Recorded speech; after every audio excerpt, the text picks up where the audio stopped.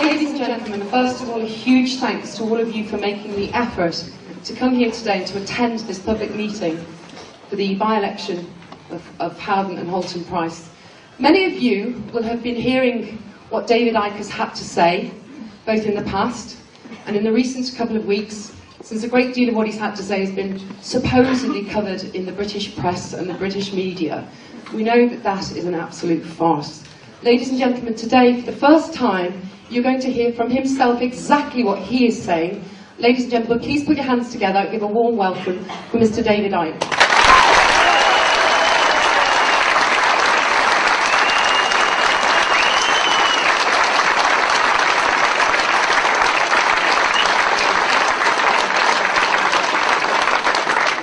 Thank you very much.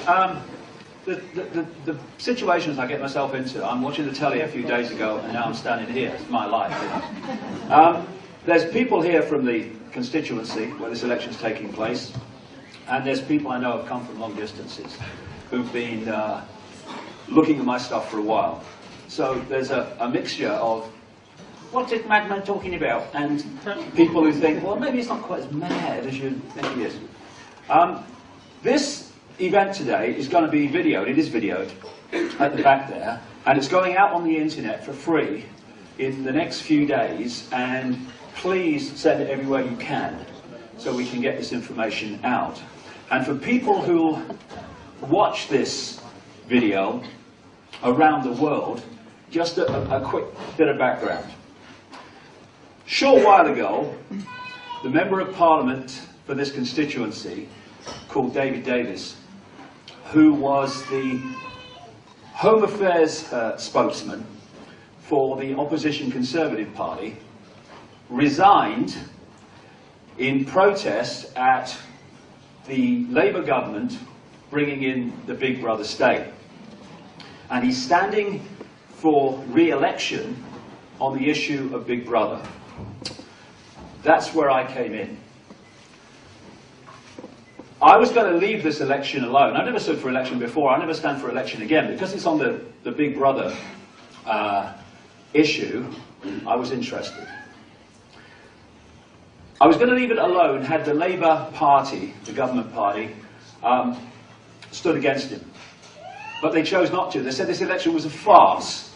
Now, when you put that through the translation unit, it reads, we'll say it's a farce so we don't have to stand, because if we do stand, we'll get slaughtered because people are sick of this Big Brother state.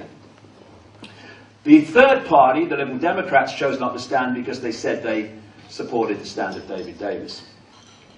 And David Davis was saying he wanted a debate on the gathering Big Brother state in Britain. So I'm sitting there watching the telly, not that much more than a week ago, and I thought, okay, I'll give him a debate, because no one else seemed to be going to do it. So I stood for this election, not wanting to win. Oh my God.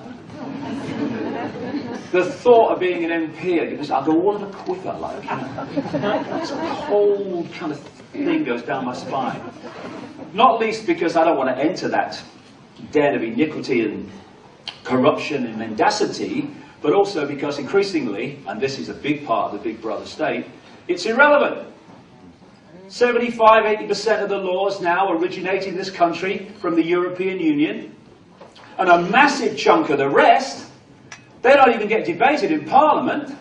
They go in through things called standing orders or devolved powers. They're just introduced. Where does this one come from? Who decided it? Thousands of laws come in every year like that. No debate. Parliament's an irrelevance. Increasingly an irrelevance.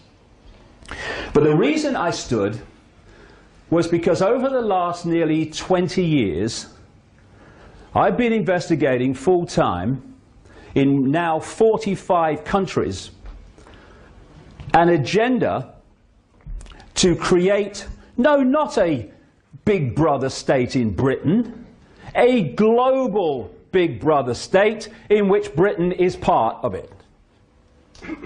And I wanted to widen the debate in this election from it's just the Labour government, authoritarian and arrogant, bringing in the Big Brother state, If only.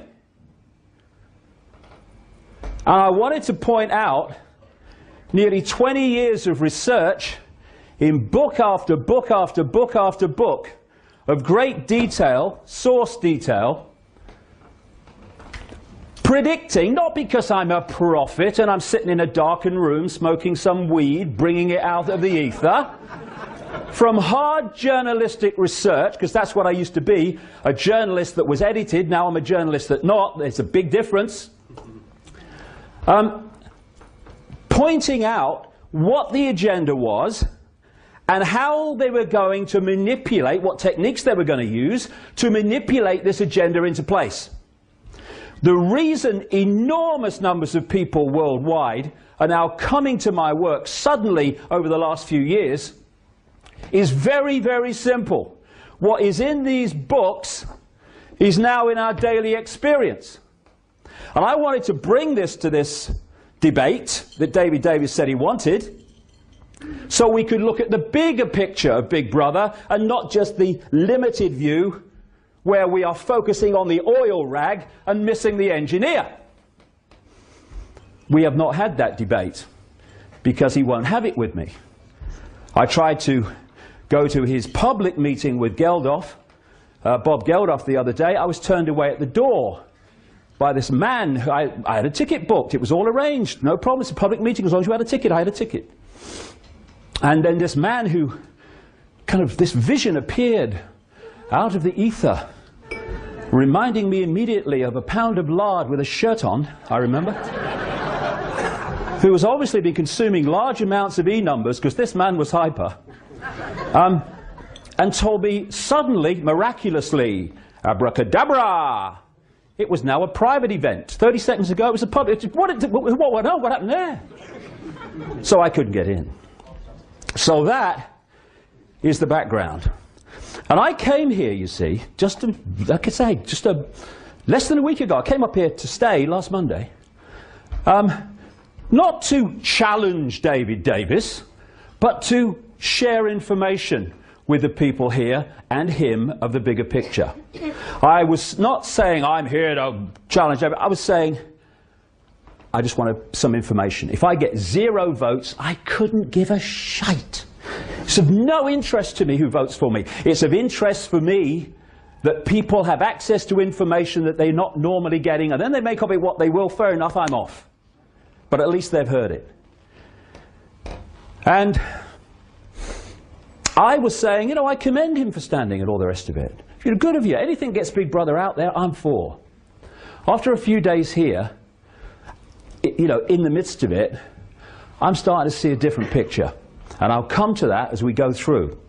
But before that, we've got to have some background information to put that into context. The thing is about this Big Brother state, see, is that it's happening in country after country after country after country. I had a German film crew come see me a few days ago when I was at home. They were going on about the Big Brother state being introduced in Germany. It's happening on an outrageous scale in America, in Canada, in Australia, in Europe. Now, is Gordon Brown, the Labour Prime Minister, responsible for all that? No, of course not. So what and who is? Unless you are a coincidence theorist. I love them. They're sponsored by Naivety Anonymous, by the way. Who believe that this is all happening by accident. Good luck to them. Free country, we hope. Free world, we hope. You're right to your view. But don't tell me it's happening by accident and then tell me there is absolutely no credibility in anyone saying, actually, maybe it's not. Gandhi said, an error does not become truth by reason of multiplied propagation, nor does truth become error because no one will see it. What is, is. Whether you think it is or whether you think it's not, it still is. And we constantly confuse the limits of our own perception of what is possible with what is actually possible. And because we do that, we reject by reflex action things that are put forward not because they can't be supported, but because they're outside of our limit of sense of possibility. I did a news conference the other day. Some journalists came along, including a guy called Quentin Letts from the Daily Mail. Poor old Quentin. He thinks he's a journalist, bless him. And he heard a cut-down, but still substantial version of what I'm going to do today. And he then says in his newspaper, he does a real cut-down version of the cut-down version and basically, you know, said nothing. But then he said after it, all nonsense, of course. Now, Quentin, I'd like to be a journalist, but I'm stuck with what I am. Letts has no idea whatsoever if what I'm saying is true. Why? Because he's not done 30 seconds of research, like all these other journalists, into what I'm saying. But Quentin Letts, limits of possibility. Out here, anything out here, nonsense by reflex action, no research necessary. And this is how it works all the time. Gandhi again, even if you are in a minority of one, the truth is still the truth. And I am no longer in a minority of one. Nothing like it.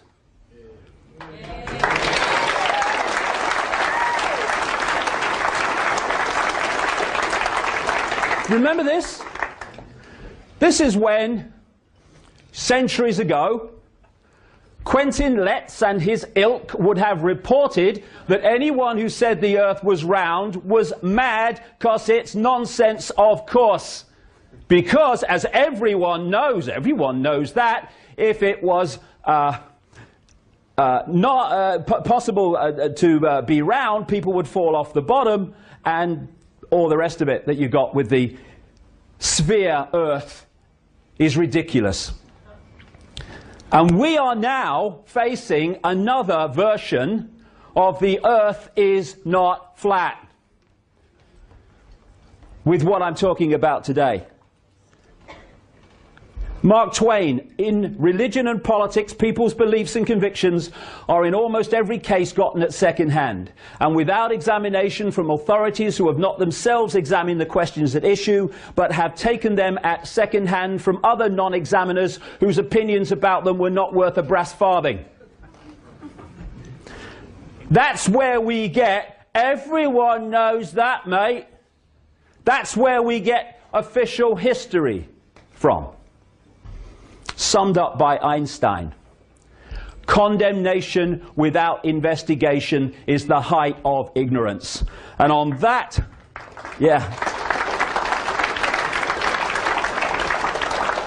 and on that criteria, we live in a world that is at the summit of Everest in terms of the height of ignorance. Everyone knows that, mate. Nonsense, of course. The world looks bewildering.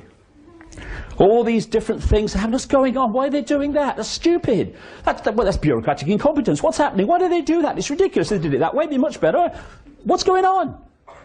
And more people are saying and feeling more and more ill at ease with the world as it's changing around them. When we've got to the point of people being fined by the authorities for putting a card in their own car saying it's for sale. And when they park it in the street, they're being fined for trading in the street. When people are being fined for putting out their wheelie bin on the wrong day, we're talking about the fine detail of our lives that this has got into now. The key thing to start to understand the world we're actually looking at, as opposed to the one we think we are, is to connect the dots. There are many various and vastly different areas of our lives. Vastly different areas of politics and business and banking and all the rest of it. And left to themselves as dots, it's bewildering. I don't understand that. Why are they doing that? Why, all that stuff. But when you start to connect the dots, and that's what I've been doing for the last nearly 20 years, and to connect the dots you have to do enormous research on the dots themselves before you can start to connect them. It's an enormous work. That's why it's very difficult for people to see what's happening, because the amount of work it needs to actually uncover it. And as you connect the dots, the picture starts to appear. You start to see that organizations and people and events that appeared to be totally unconnected are actually fundamentally connected. And you start to realize and you start to see a clearer and clearer picture of what Big Brother really is and why. You start to see the elephant in the living room. You see, the difference between those who've not looked at this stuff and those that have is the difference between seeing that's why they're doing this and people saying they're doing this, I think, because what they're telling us they're doing it for. Once you connect the dots, you start to see the white bits between the words where the real information is. And this elephant in the living room is that there is a secret agenda going on in the shadows behind the people that appear to be in power.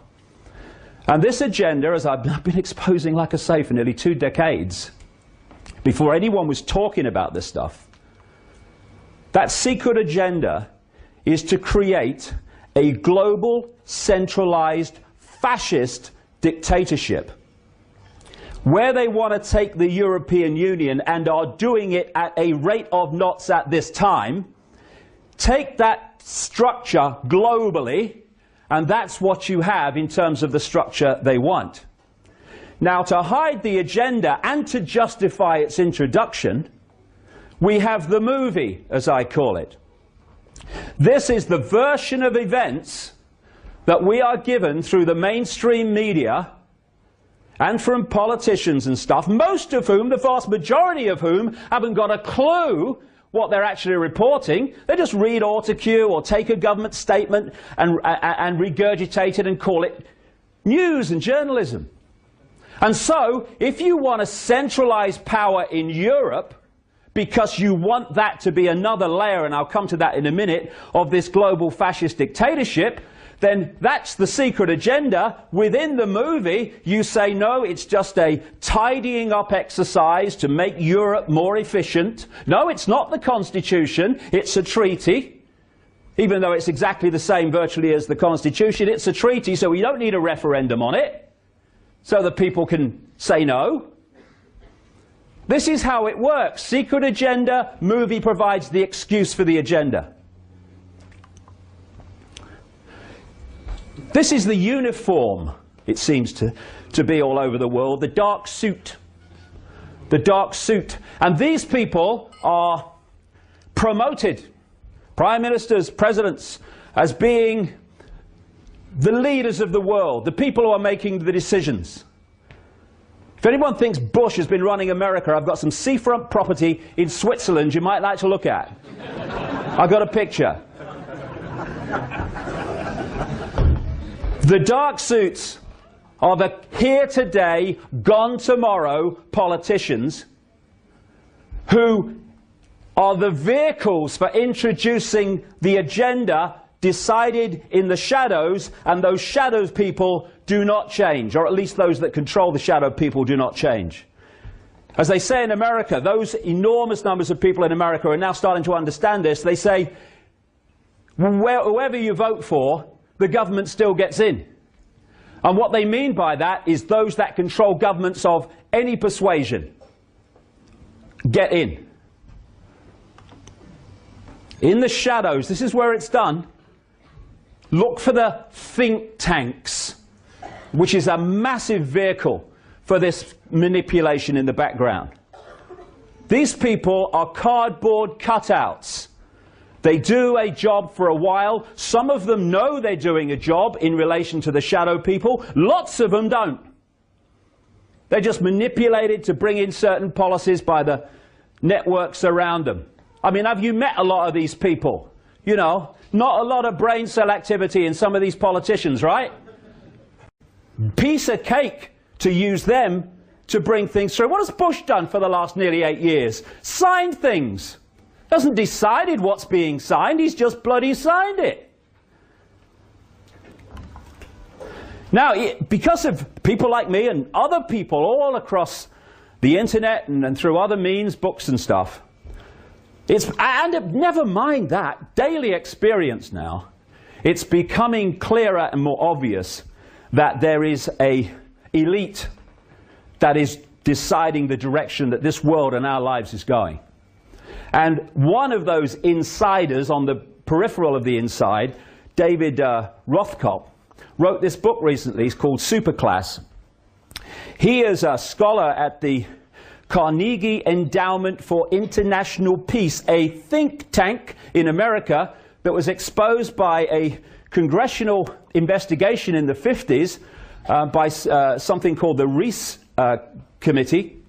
It was exposed, this international peace organization was exposed for manipulating war, particularly the First World War, and they got that from the minutes of the organization. He's also a former director of a notorious organization that's in my books right the way through, called Kissinger Associates, which was set up by Henry Kissinger along with a co-founder called Lord Carrington, you might have heard of, Foreign Secretary at the time of the Falklands War in this country, the Thatcher administration. But what he says, having, you know, fallback position, we can't keep denying it, fallback position, yes, an elite is deciding the direction of the world, but it's kind of a loose thing, and it's just kind of happening. Bullshit. It's coldly calculated if you go high enough, and I'll get into that. So, this is where the action is, behind the scenes. And it's a network of bloodlines. I can't go into this too much because of time. I want to focus on what this election's about, but just a little bit of background. There were bloodlines out of the ancient world. They were the royal bloodlines. They were considered special and all the rest of it, that came out of the ancient world, which are overwhelmingly pulling the strings within this elite. Some of the ancient advanced civilizations, but particularly one keeps coming to light, what we once called Sumer, which historians call the cradle of civilization. I would question that, but that's what they say. And later it was called Babylon. Now this land is of great historical significance to this network of interbreeding bloodlines, and it is called today Iraq. Yes, the Iraq thing was about oil, but not only. Yes, it was about many things, but not only. But it was also about the historical significance of this land known as Mesopotamia, the land between two rivers, in terms of the people who were orchestrating the invasion of Iraq. And these bloodlines moved out, became the force behind the Roman Empire, moved up into northern Europe, became the aristocracy and royal bloodlines of Europe. And when people started then, the people in general, started resisting this overt, in-your-face royal dictatorship, where they could see where the control was, these bloodlines started moving. Still some stayed in the official royal state, but most of them moved out of that into what I call the dark suit professions. This is why when you look at the genealogy of American presidents since Washington, which has been done by people like the Boston Historical Genealogical Society and stuff, the number of presidents that lock in to the royal and aristocratic establishment of Europe is staggering. In the land where anyone could become president. What's that? More bullshit. Thank you very much. The real expansion of this network came with what we called colonial rule, where the British Empire, what did they say? They said the sun never set on the British Empire, so big was it. But not just the British Empire, that was the prime one, mind. Also the French and others. And these bloodlines were exported all over the world. as these European powers colonized the world. And then we had this sleight of hand called independence for these former colonies. Now, there's two basic types of dictatorship. There's a dictatorship you can see, touch and taste. Communism, fascism, apartheid. The people under those dictatorships know where they stand. They can see the controllers, they know they're controlled. That kind of control has a finite life because people can see what the situation is. It might take some time, but eventually the desire for freedom in the human heart will rebel against that. The greatest form of dictatorship is a dictatorship you can't see, touch and taste, that goes under cover stories like democracy and freedom.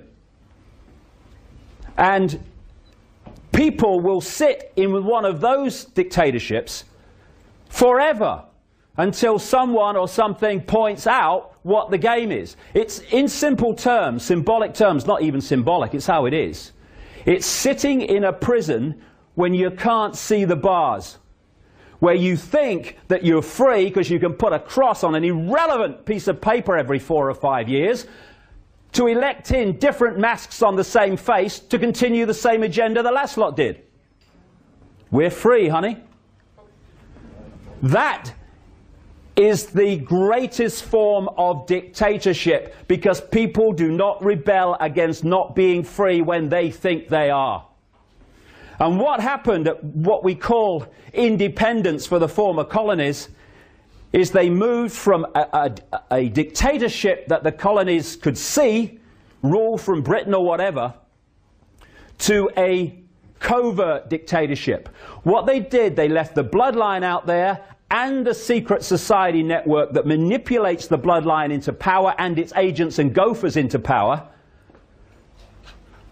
And they've gone on controlling those countries ever since, while the people in those countries think they're free and their own government is in control. So what we have is like a transnational corporation, and the center of it, at operational level anyway, is in Europe. So a transnational corporation has a headquarters, and then it has subsidiaries in all the different countries. The headquarters dictates the policy which the subsidiaries then have to introduce and carry out. That's how this works. And that's how they are able to introduce the same changes, the same Orwellian transformation in countries all over the world at the same time. Because these subsidiary networks of secret societies and semi-secret groups and other groups that interface between that and the public society, their role is to get control of their country's political system, economic system, media ownership system, and therefore move that country in line with the centrally dictated agenda.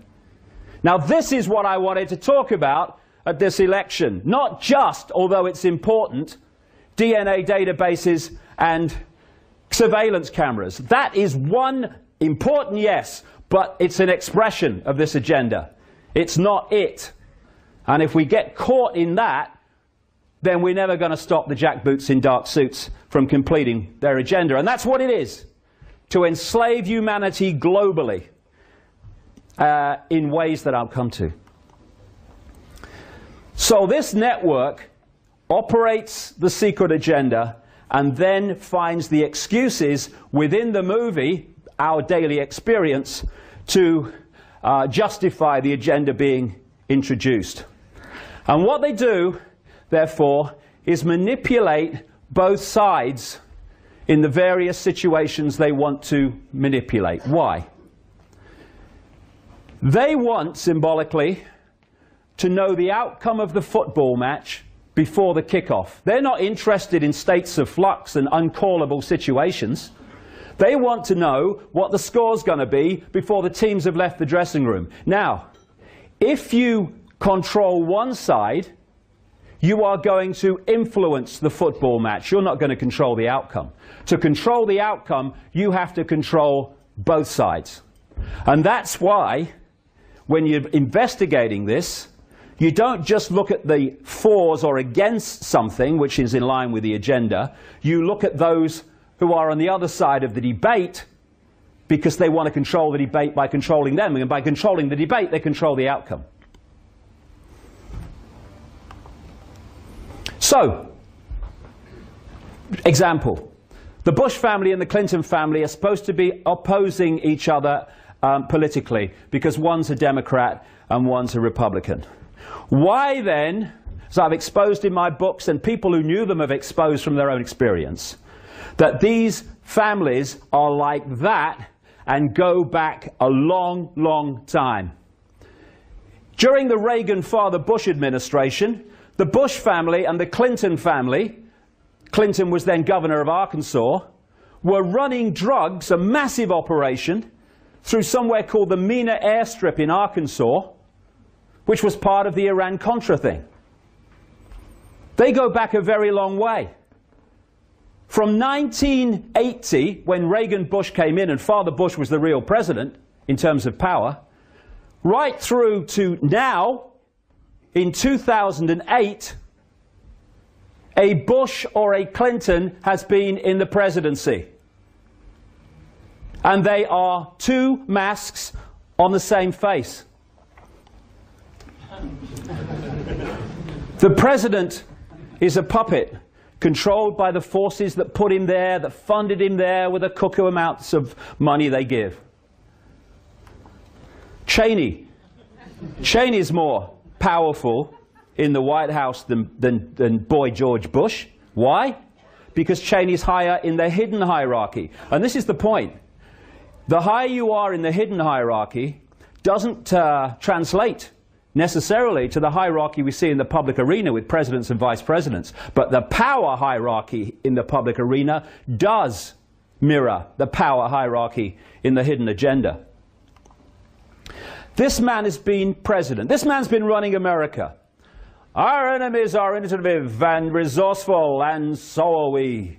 They never stop thinking about new ways to harm our country and our people, and neither do we.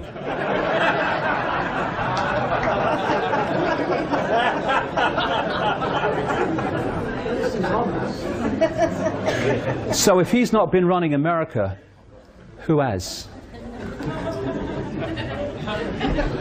And then, this is another way where the debate kind of diverts people.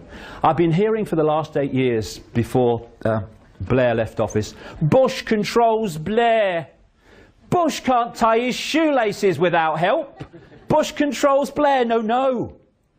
The reason Blair has not been able to cough without asking through his period in office before Brown took over is because the same shadow people have been controlling Bush as have been controlling Blair, and that's why you can't get a cigarette paper between their policies and their actions. Nothing to do with Bush control. Bush controlling Blair, he can't control himself. And now, Hillary Clinton, John McCain, Barack Obama stands for change you can believe in. These people are controlled by the same force. Interesting, you know, when Clinton came in, Bill Clinton in, what, 92, he kept talking all the way through his election campaign. Change, I stand for change. He's going on, Obama. Change, I stand for change. Why? Why do they play that game? Interesting. Because of the way the system stitches up people, denies them choice, denies them equilibrium, happiness, and all these things, and what they desire. At any point in time, the vast majority of people are not happy with their status quo. So anyone who comes along and says, I stand for change, oh yeah, anything's better than this, yes mate, change. Very powerful because of that situation. Now, Barack Obama, his main man, and it's not just in this election, it goes back a long time, is a guy called Zbigniew Brzezinski.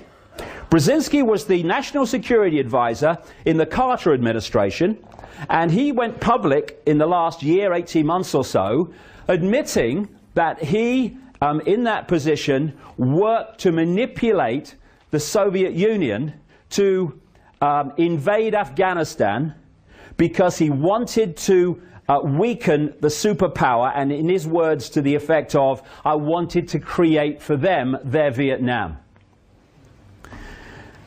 It didn't matter that he did that, except that that invasion cost 1 million Afghan lives. It matters nothing to these people.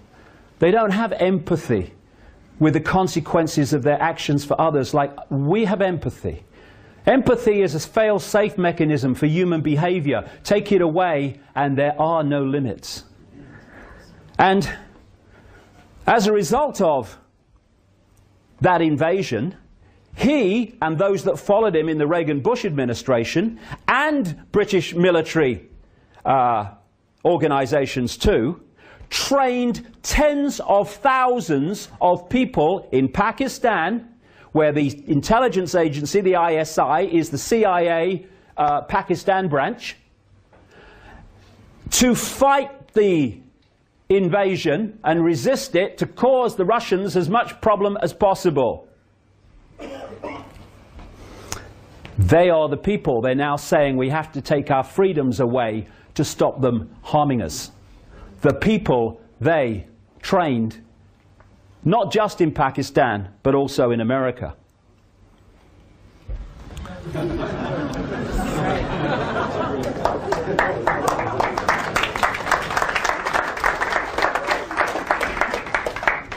I'll say no more except this, about this. Well, I might, because got verbal diarrhea, but if anyone thinks, David Davis or anybody else, that when this guy, David Cameron, the Conservative leader, comes into government, as we stand, he absolutely is almost certain to do.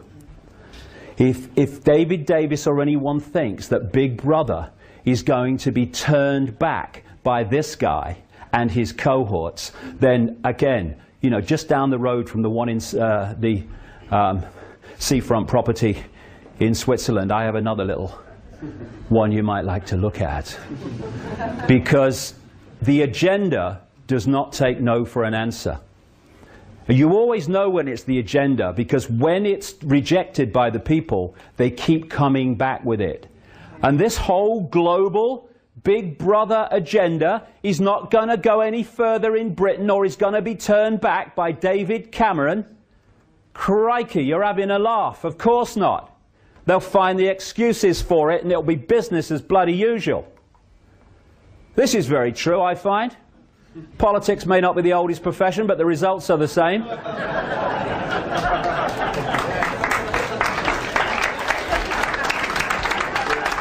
Now, people don't realize just how simple it is for these shadow groups, a group in the end, to manipulate who goes into government in a democracy. Piece of cake. This is how it's done. You might recognize this if you've followed politics in Britain for the last 20 or 30 years.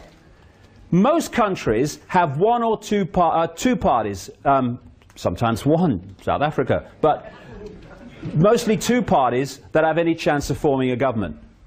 All you have to do to get the party in, i.e., because it's not a party thing, they're just vehicles, in other words, the leadership in that you want, is to cause mayhem in the party you don't want. And then people say, well, I don't really want to vote for these people, but look, what's the alternative? Go and vote for them. Oh, they're in.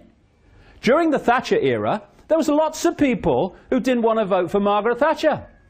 But look at the Labour Party. It was in disarray, it was internal conflict. Leaders came to power who you wouldn't let run a fish and chip shop. And people were saying, oh, I don't want Margaret Thatcher, but look at the alternative. So the Conservatives were in right the way through the 80s when she introduced Thatcherism, which was a mirror of the economics called Reaganomics that was being introduced at the same time in America. Just a coincidence, nothing to worry about.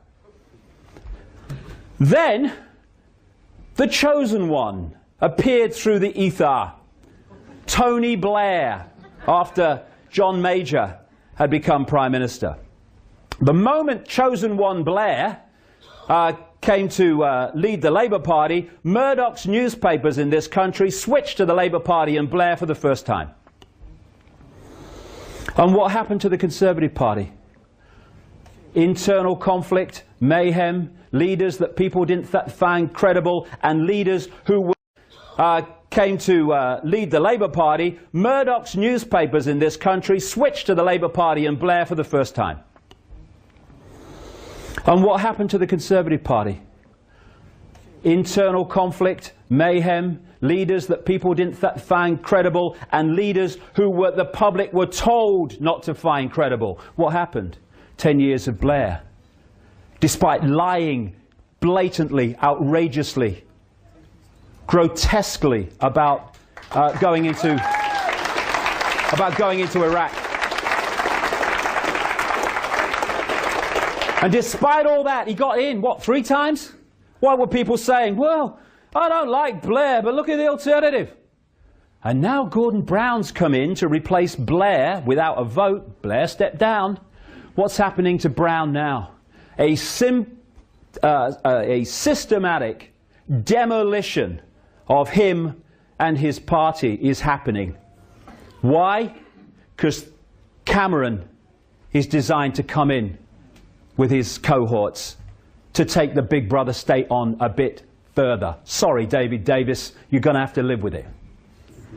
Unless we decide we're not going to live with it, because the power is with us, not them, if we only took it.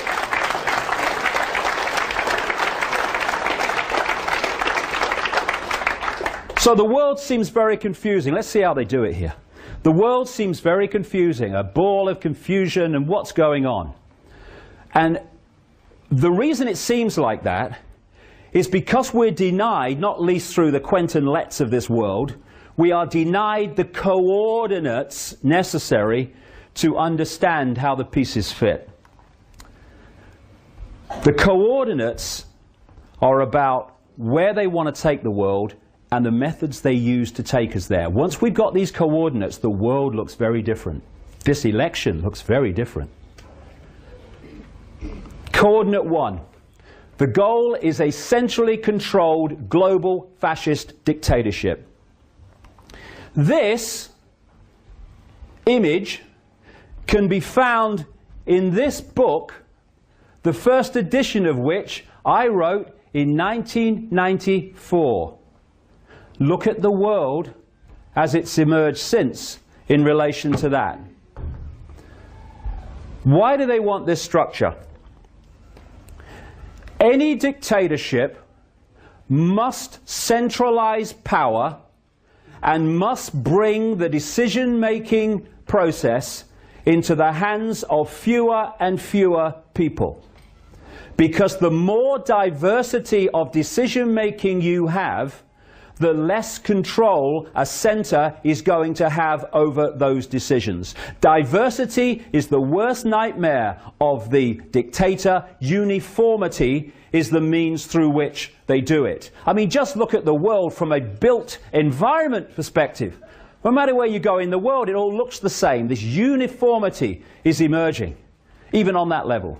So what they want is a world government which would dictate all major policies to every country. They want a world central bank that would control the whole of global finance for every country. They want a world currency which would not in the end be physical cash, but electronic money only. And there are fundamental implications for freedom in that. We are hurtling towards the cashless society. Oh, it's a good thing. Yes. If it was done benignly, it might be, but it ain't. It's the outcome and the reason for the outcome we need to focus on, not the actual thing itself necessarily so much. Today, if you go into a shop or whatever, and you hand over electronic money, a credit card, and they say, sorry, the computer won't accept your card, at least you can still say, oh, well, I'll pay cash then. What happens when there is no cash and that computer says, no way, Jose? You have no means of purchase. What does that mean? Total control. That's why it's there. They want a world army. And what I'm saying is all in these books from 15, nearly 20 years ago. A world army that would impose the will of the world government. I had a journalist said to me once, what would they want a world army for? There'd be no one to fight. I said, you're a journalist, aren't you?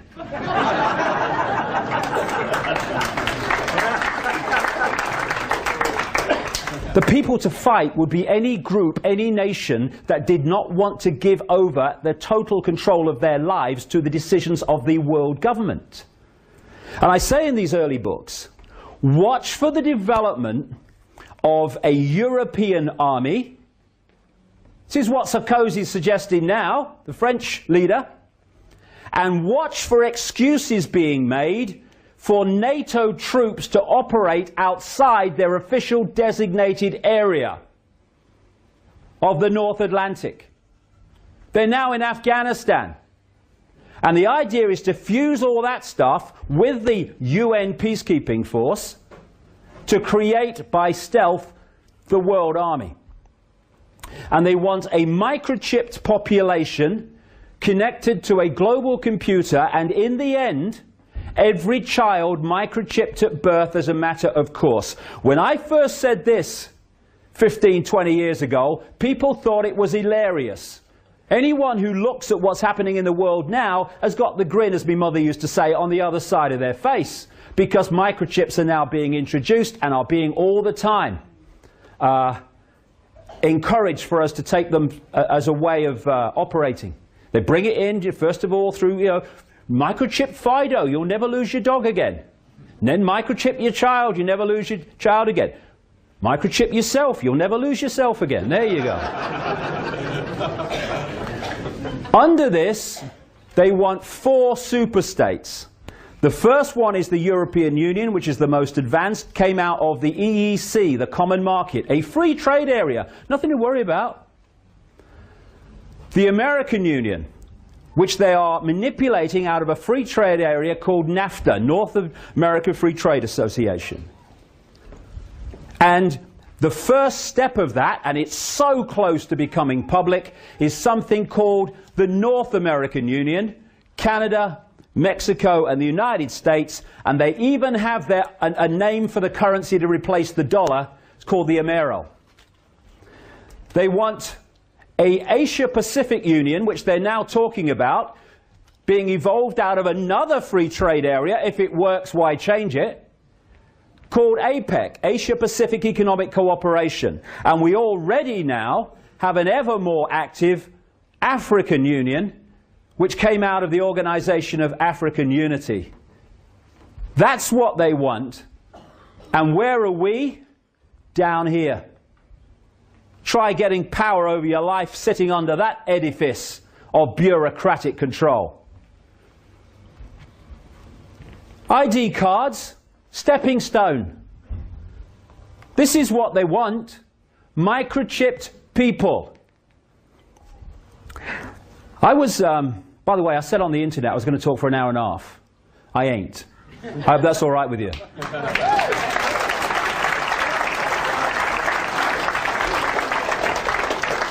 Anyway, I was approached by a third party in about '97 to meet a CIA scientist who was an expert in magnetics, and I met him in his home. And he said he wanted to meet me because he wanted to get out what was going on, and he had no way of doing that for reasons that will become clear.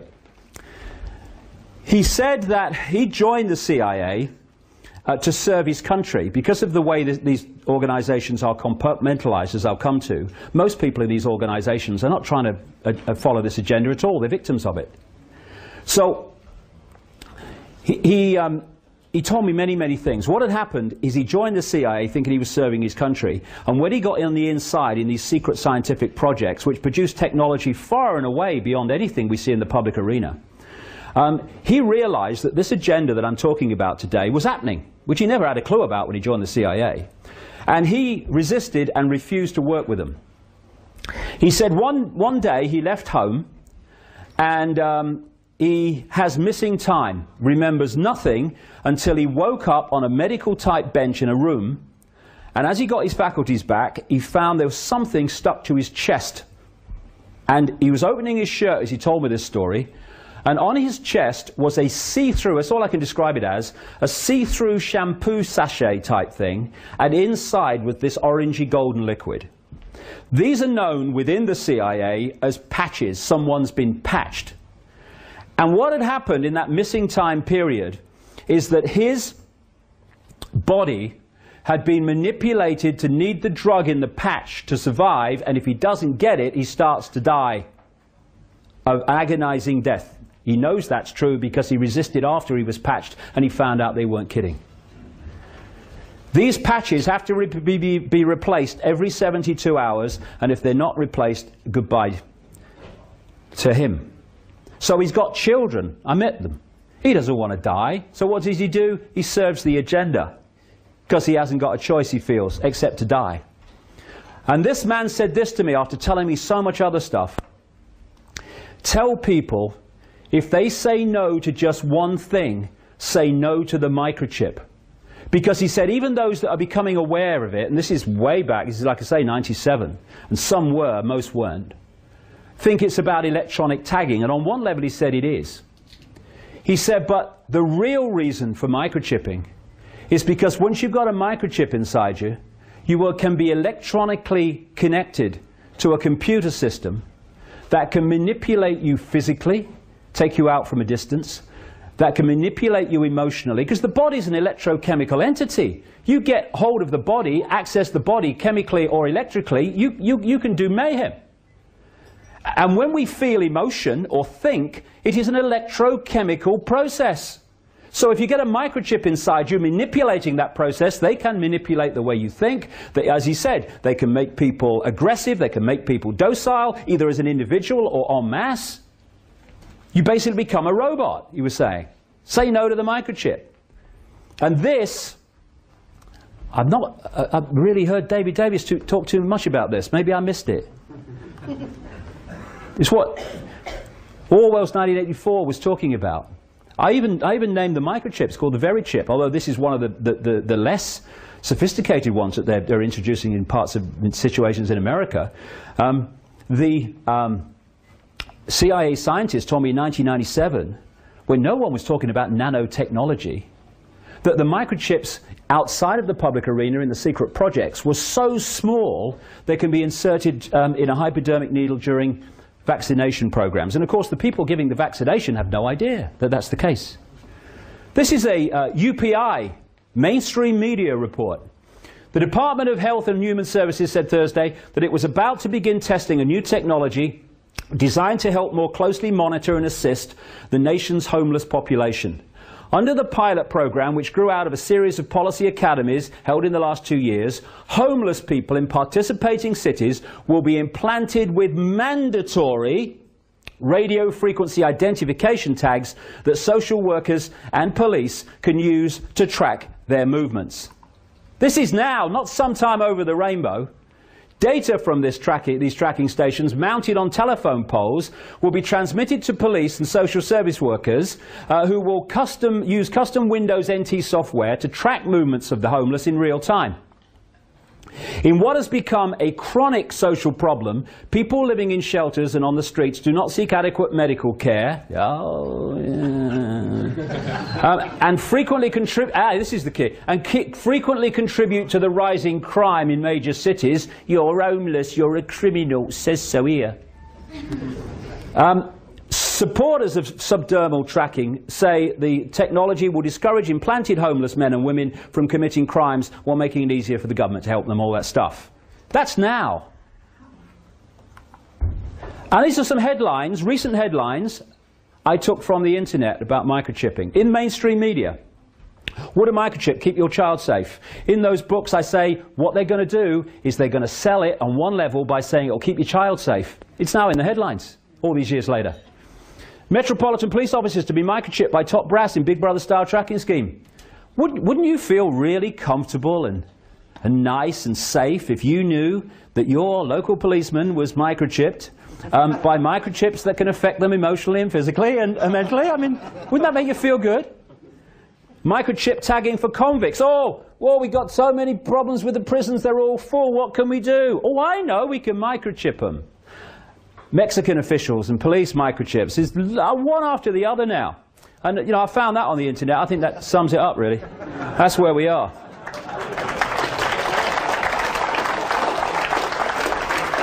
Except it's not Bush, it's the shadow people controlling him. Coordinate 2. The biggest terrorists are in government.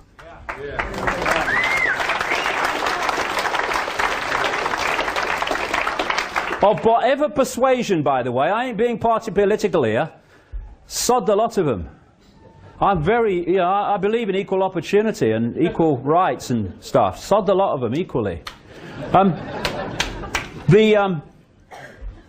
The terrorists, even those that we're told were terrorist events from external terrorists, when the evidence often points to the fact that it was not that at all, except that they were the front for it, they can kill horrendously a few thousand people at maximum, or they can, like 9/11 and that stuff, or they can kill fewer in other events. Horrific, horrible, etc. Yes, but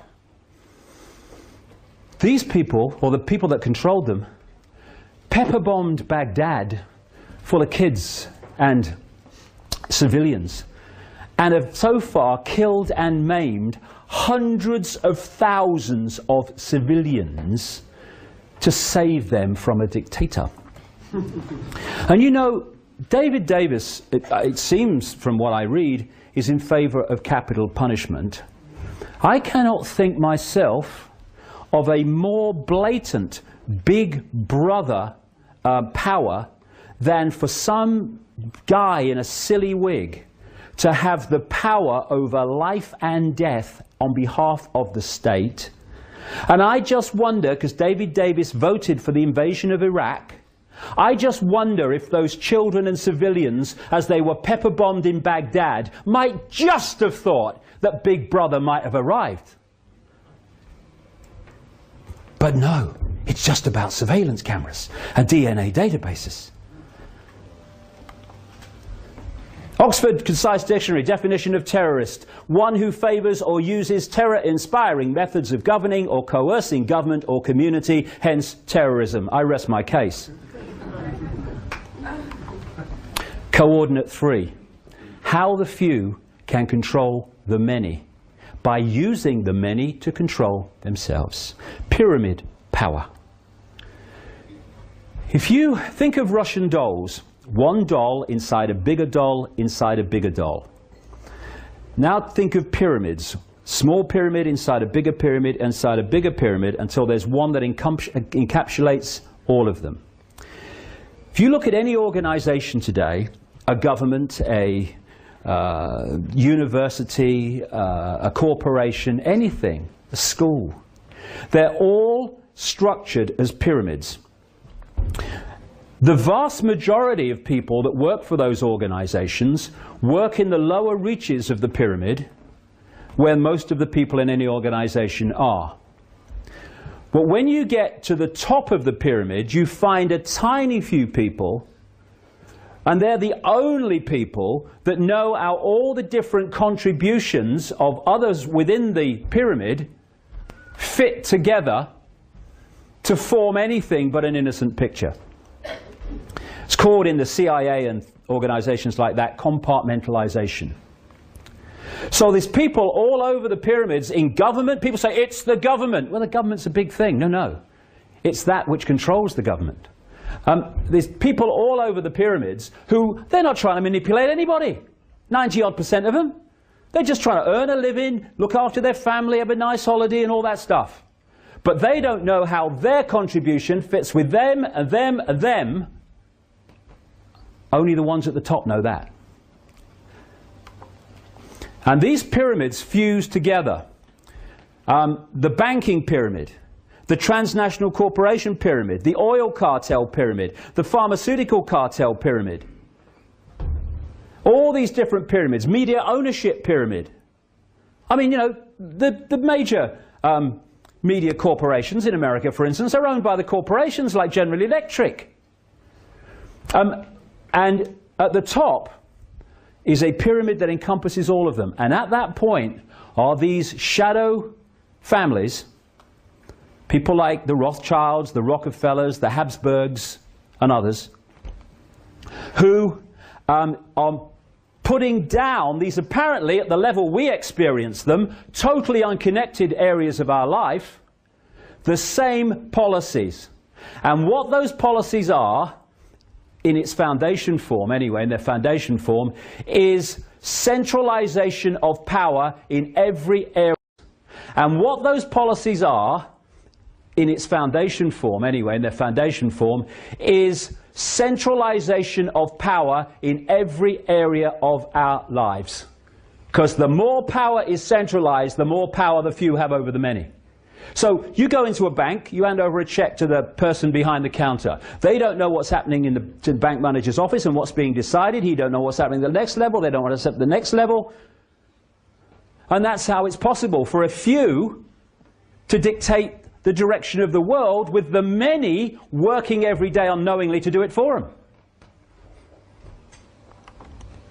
And so, one name that is given to these families is the Illuminati, the illuminated ones. They know more than we do because they keep what they know from us. And behind the corporations, different masks on the same face, is actually a corporation.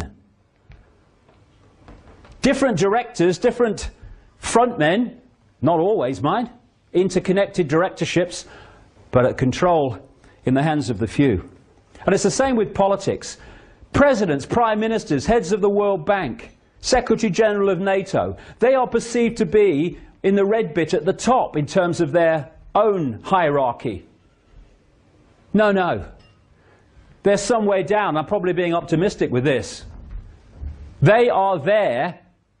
The here today, come tomorrow people that I mentioned earlier are there simply to fill the public positions through which those that operate in the shadows above them in the pyramid dictate the policy. And that's why the policy never changes, no matter what government's in power, an incessant centralization. So when I hear people saying, it's Bush, Bush is behind it, stop Bush, please. He's not Big Brother. Bush's Big Brother. We got nothing to bloody worry about there then. He's a vehicle, and there'll be another one along soon. Because this is how it works. Controlling the movie by controlling all sides in the movie through the compartmentalized pyramid system. The secret society system, I could talk about this for ages, but we talk about secret societies we can access in terms of their existence. The Freemasons, the Knights of Malta, Opus Dei, the Knights Templar, and all these people.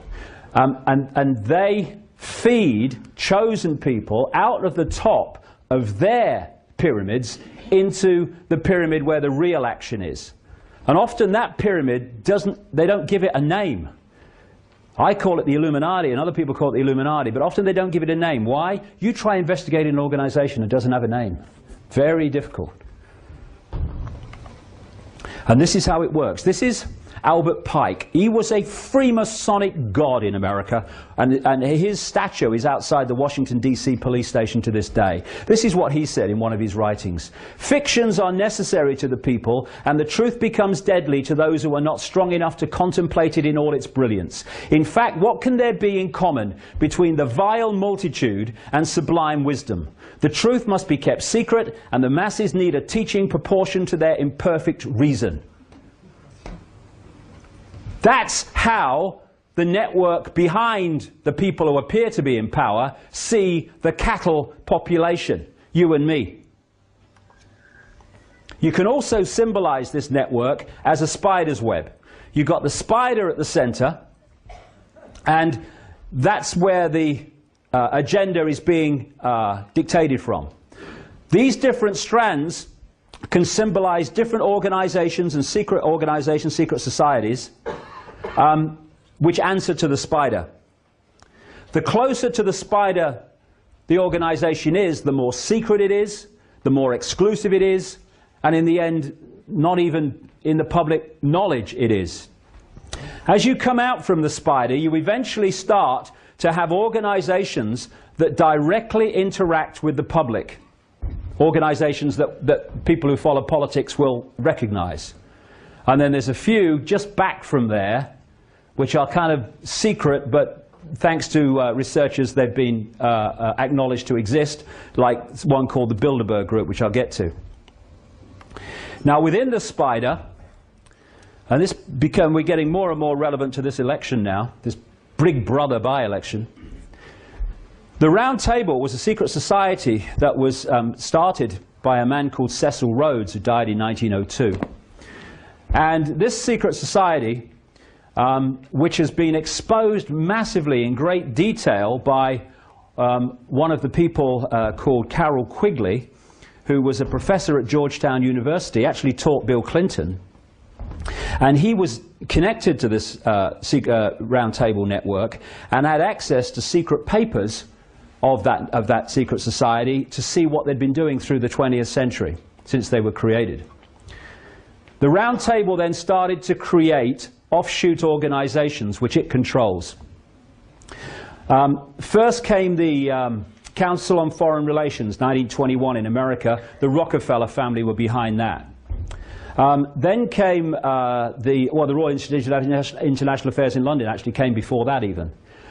Then came the Bilderberg Group, 1954, and the United Nations, and the Club of Rome, 1968, and the Trilateral Commission in 1973.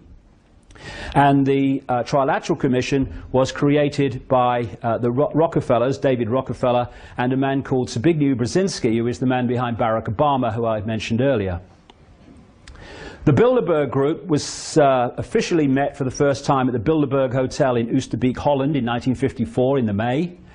And every year, although its steering committee meets very regularly, every year they have a meeting somewhere in the world of the high and mighty of global finance, business, politics, media ownership, intelligence agencies and the military, including the Secretary General of NATO.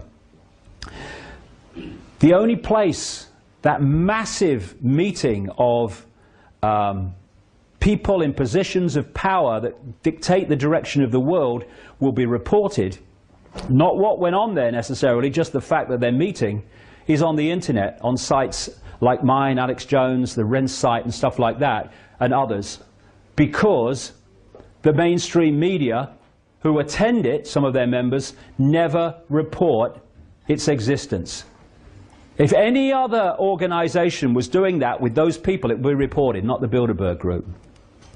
Now, Carroll Quigley wrote two books. One was called The Anglo-American Establishment, and another one, a big work, was called Tragedy and Hope, in which he exposed this from the inside, because he agreed with what they were doing. And as he pointed out in his books, their goal was the centralization of global power with a world government. He agreed with it. He just thought the public ought to know it was going on.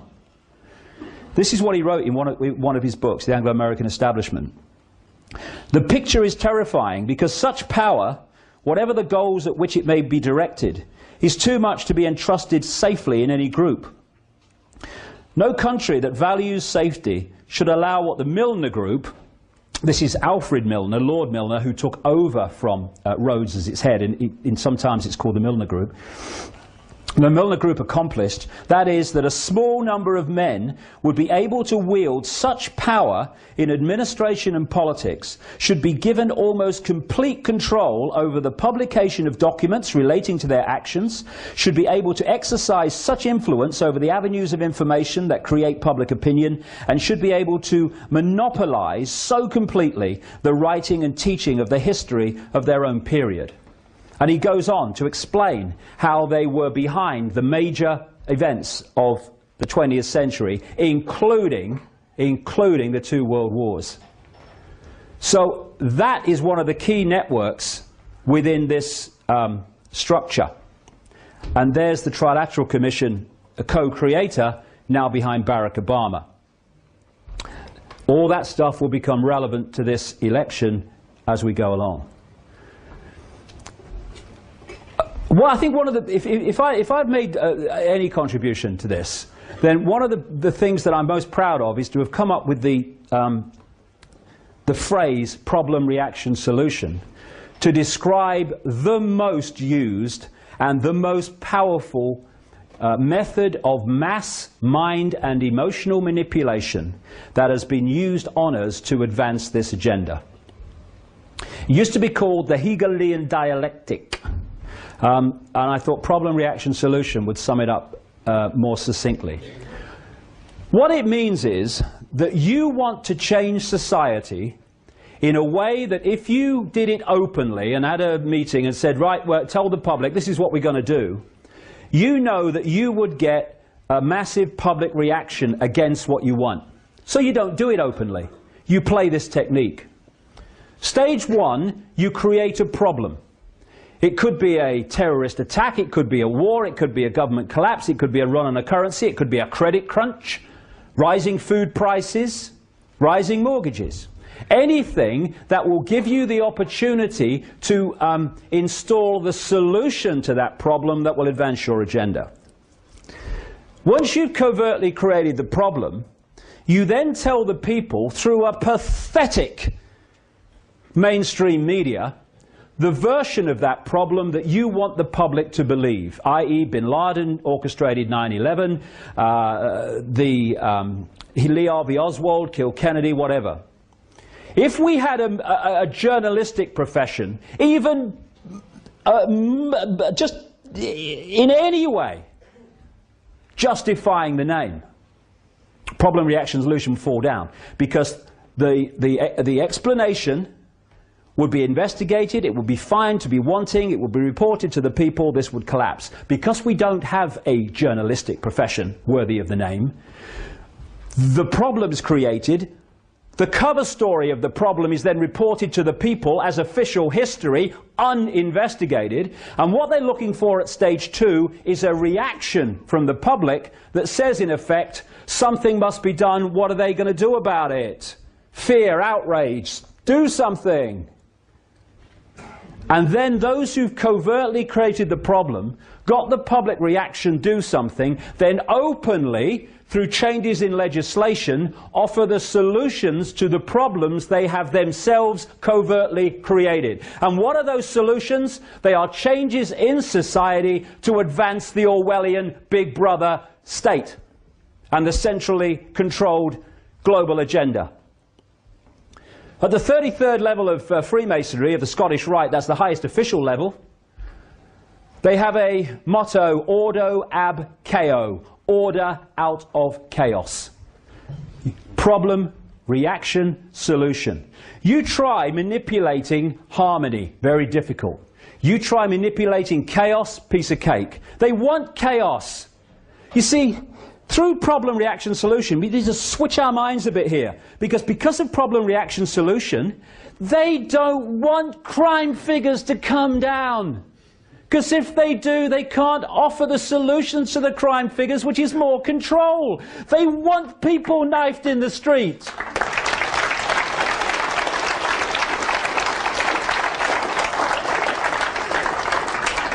They want problems with food, because then they can offer the solution of genetically modified food, which they're doing, this government now, even though the people have rejected it overwhelmingly. They want the problems. They have to have them, or they can't offer the solutions. This is what Bush said after 9/11. You're free, and freedom is beautiful, and you know it'll take time to restore chaos and order out of chaos, but we will.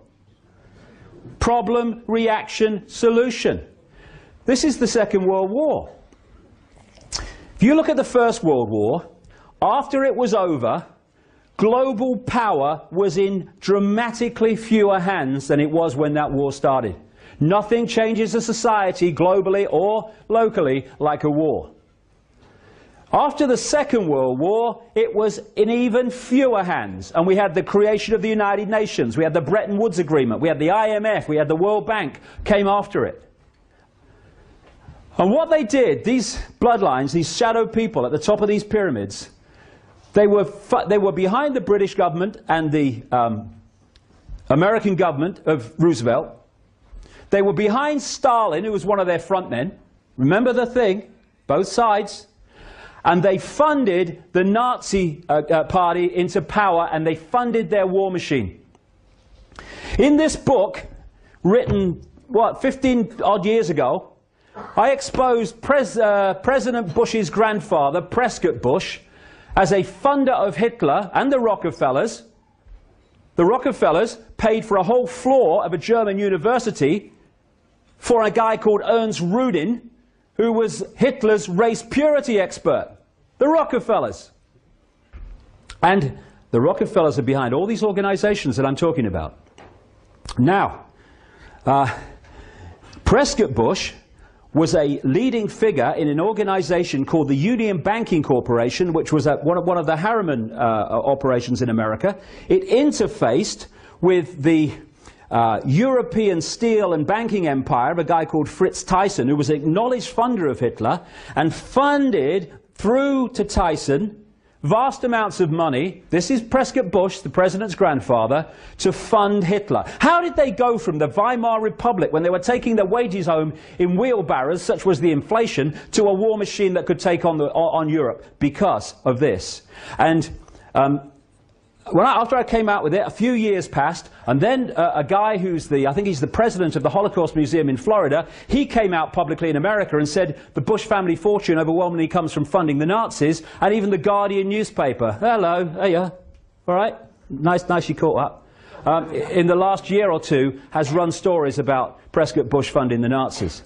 And what they were doing was creating the two sides to bring into conflict 55 million casualties, by the way, into a conflict in a war which has led to the change in the global state. That's how it's done. This is what a Nazi said this. I wonder if we'll kind of recognize this from the last few years.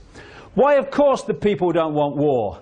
Why should some poor slob on a farm want to risk his life in a war when the best he can get out of it is to come back to his farm in one piece? Naturally, the common people don't want war, neither in Russia, nor in England, nor for that matter in Germany. That is understood. But after all, it is the leaders of the country who determine the policy, and it is always a simple matter to drag the people along, whether it is a democracy or a fascist dictatorship. Voice or no voice, the people can always be brought to the bidding of the leaders. That is easy. All you have to do is tell them they are being attacked and denounce the peacemakers for their lack of patriotism and exposing the country to danger. It works the same in any country. Hermann Göring. Abraham Lincoln said, public sentiment is everything. Without public sentiment, nothing can fail. Without it, nothing can succeed. He who molds opinion is greater than he who enacts the laws. And he could say, he who molds opinion can then enact any laws he wants. Problem, reaction, solution. This is Hitler justifying the creation, that's a later one. This is him from Mein Kampf. All propaganda must be so popular on such an intellectual level that even the most stupid of those towards whom it is directed will understand it. People can be made to perceive paradise as hell, and the other way round, to consider the most wretched sort of life a paradise.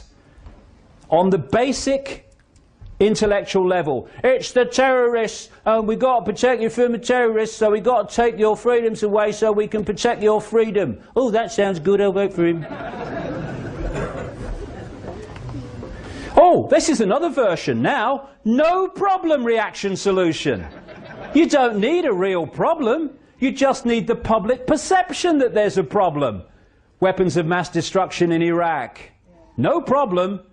Public perception there was justifies an invasion on a lie.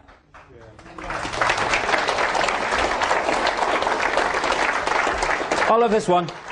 Invasion checklist. Missiles, tanks, troops, planes, bombs, ships, guns. A reason. Come on. Hey. I'd say let's have a brainstorm, but apparently that's politically incorrect. You have to have a thought shower now. Let's have a thought shower. True. Bloody true.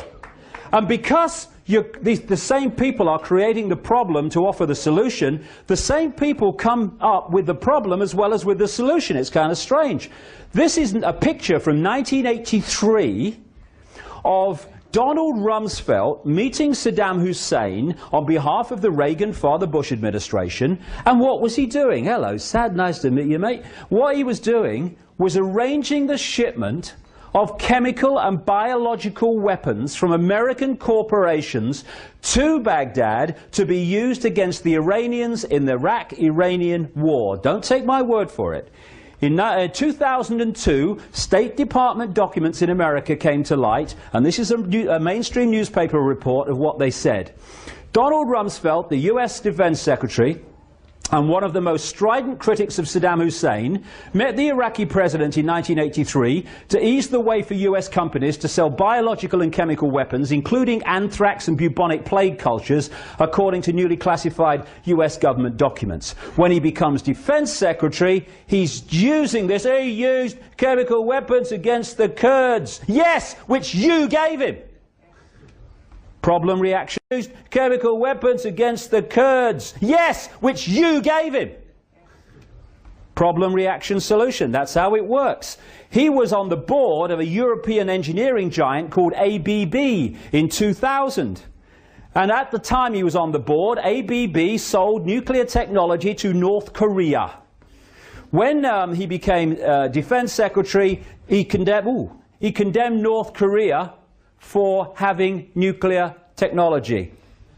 And these stories, I can't go on about it all day, these stories I could list forever. Problem, reaction, solution. Like I say, we rejected GM food, now we've got a rising food prices and a food crisis, as they say, and now this government is saying GM food could be a solution. And because, like I say, when it's the agenda, they never take no for an answer, and they'll keep bringing it back and keep bringing it back. Just like they are with the treaty, which is the constitution in Europe. Then, alongside problem, reaction, solution, comes the totalitarian tiptoe, as I call it. This works like this. You know you're going there from the start. But you know if you go there in big leaps, the change is going to be so vast that people are going to kind of look up from the television game show and go, hold on, honey, what's going on? Sorry, honey, I thought you were asleep. I was. Lift their head from the game show, and they're going to say, what's going on? So they do it like that. They go from A to B, and then to D, and then maybe to E. They go as quickly as they can, and as far as they can with each step, but not so far that they get a big public reaction. That's how this came about. I exposed the European Union way back in those books, and everything that's in them is happening now. This treaty, this constitution, this central, it's all in there. And I have to say, you know, when I hear David Davis going on about the European Union and all that stuff, well, like I said, you know, much earlier in this, whoever's in government introduces the agenda. No, perhaps I didn't, but I talk so much, I don't know when I have said it, when I haven't. But this is actually worth mentioning. What you notice is, this is how they dupe us in politics. Whichever party is in government introduces this agenda I'm talking about. Whichever party is out of government opposes the agenda. Then we have this farce called an election, and every now and again they change sides. Now, the government that was introducing the agenda is now in opposition. It can't do anything. It opposes the agenda. That which was in opposition opposing the agenda is now in government, so it introduces the agenda. And so the common theme is whichever government of whatever persuasion's in power, the agenda goes on. That's why David Davis and David Cameron and the Conservatives, when they take over from the current Labour government, ain't going to change a bloody thing. And David Davis, who now is against the European Union centralisation of power, because he's in opposition, was a government whip whose job was to cajole members of his party to vote in favour of the Maastricht Treaty when the Conservatives were in government, which was an enormous centralisation of power in Europe. One thing in opposition, very different once you get into power and the agenda unfolds. So we started off in the European Union, free trade area, nothing to worry about, good for jobs. But, as I expose in the books in great detail, or from the start, where we are now and where we're going, because there's still way to go in Europe, was decided, and it was how quickly we're going to get there. And we went stepping stone, totalitarian tiptoe, to where we are now. And it was always designed to be so. I talked about the Habsburg bloodline being one of these this elite network. Otto von Habsburg was the man behind and the family behind the Pan-Europa movement, which was the instigator of the European movement that became what is now the European Union. He's still honorary head of the Europa movement. That's their symbol. And one of the key people involved in the manipulation of the European Union into places was a Polish man called Joseph Ratzinger. Joseph Ratzinger was one of the major creators of the Bilderberg Group. All these things interact. The Bilderberg Group has been massively behind the centralization of power in Europe. Now, when you know the agenda, things that seem on the surface to be fine, okay, take on a different complexion. This is from a national newspaper. It's a map that came out of Europe, which is said to be the way they want to break Europe into regions, because they want the end of the nation state. Because they want to break up the unity of a nation state to in unity resist the power of the center. They want to break them up. So when you hear, for instance, that they are, as they have devolved power to a Scottish Parliament and a Welsh Parliament, and if you remember, they tried to get English regions as well, but they couldn't quite get that through. That's the agenda. They'll come back to that, you watch. The reason is, on the face of it, in the movie, oh, it's to give power to the people. In the secret agenda, it's preparing the regionalization of this country for this. That's what it's about. Not freedom, but taking it away. And like I say, in America, there's another European Union emerging so fast, which is coming out of their free trade area called NAFTA, and they're going to call it the North American Union. So this is what they want, and nation states will be removed in a Europe of the regions. Now, globalization is exactly what I have been warning about in terms of the centralized Orwellian agenda all this last nearly 20 years. And I do cringe and shake my head when I see people, often of the left in politics, saying what I'm saying about a global agenda for a centralized fascist state is a nonsense. And then I see them pick up their banners and go, stop globalization, stop globalization. What do they think globalization is? It is the incessant centralization of power in every area of our lives. It's the agenda I've been warning about all this time unfolding before us. And this is a massive part that I'm talking about here in the last 20 minutes. A Big Brother. It ain't just surveillance cameras and DNA databases. It's all of this combined. And the Labour government in Britain is orchestrating it all globally, please.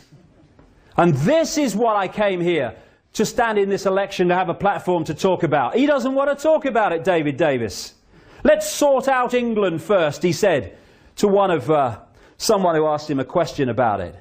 Well, you ain't going to sort out England, the subsidiary, or one of them, until you sort out the headquarters, where it's coming from. So we have all these protests against the very organizations that this network has set up to centralize power, including the World Trade Organization. What is that? It's been, again, in my books going way back. When it was called the GATT negotiations, it was in my books, and then became the World Trade Organization. It has the power to impose massive fines on any country that breaks the trading laws of the World Trade Organization to defend its own economy. Simple thing. If you want to control someone, you must make them dependent upon powers they have no control over. Once people have control over things that affect their lives, they are in control of their own lives. Once they are in the hands of forces they have no control over, they have lost control of their own lives. And that's why we're having the centralization of power, taking decision-making away from the sphere of influence of people affected by those decisions. The idea is to tie up every nation and every area of the world with codependency on some other part of the world, so that no part of the world has the independence to decide their own destiny. It literally is like getting caught in a spider's web. How appropriate is that? That's what outsourcing, as they call it in America, is. Taking jobs and stuff into India and other places. And British companies buying up foreign companies buying up our basic needs like electricity and gas and water. That's what it's about. Taking control over our lives to a point where we have no influence. This is Big Brother. Not some guy sitting there watching a bloody camera screens. Just one level of it. This has been brought in. Microchipping, totalitarian tiptoe, a bit more. The ID cards are the stepping stone to that. And this, the taser. When this came out, the taser, 55,000 volts these unleashed from policemen on their targets. They said they're only going to be used, this is not long ago either, by the way, they're only going to be used by people trained in firearms. I said on my website, that day, these are going to be given to every police officer. They're now going to be given to every police officer. Why? Because I remember a headline from a guy who saw one of these working, a journalist, and the headline was, "Anything you say, officer, just don't use that thing on me." That's what they're about. You've got some brain donor in a uniform who hasn't got two brain cells to rub together. They're not all like that. There are many honourable exceptions, but some are. And you give them 55,000 volts they can legally unleash against you. Big Brother, bloody hell. I saw this. Fascism. You really think it's going to be this obvious? It's being brought in covertly, but it's reached the point where increasingly it is becoming that obvious. The secret agenda and the movie justifying the agenda is what this Big Brother debate in this by-election ought to be about. But it's not.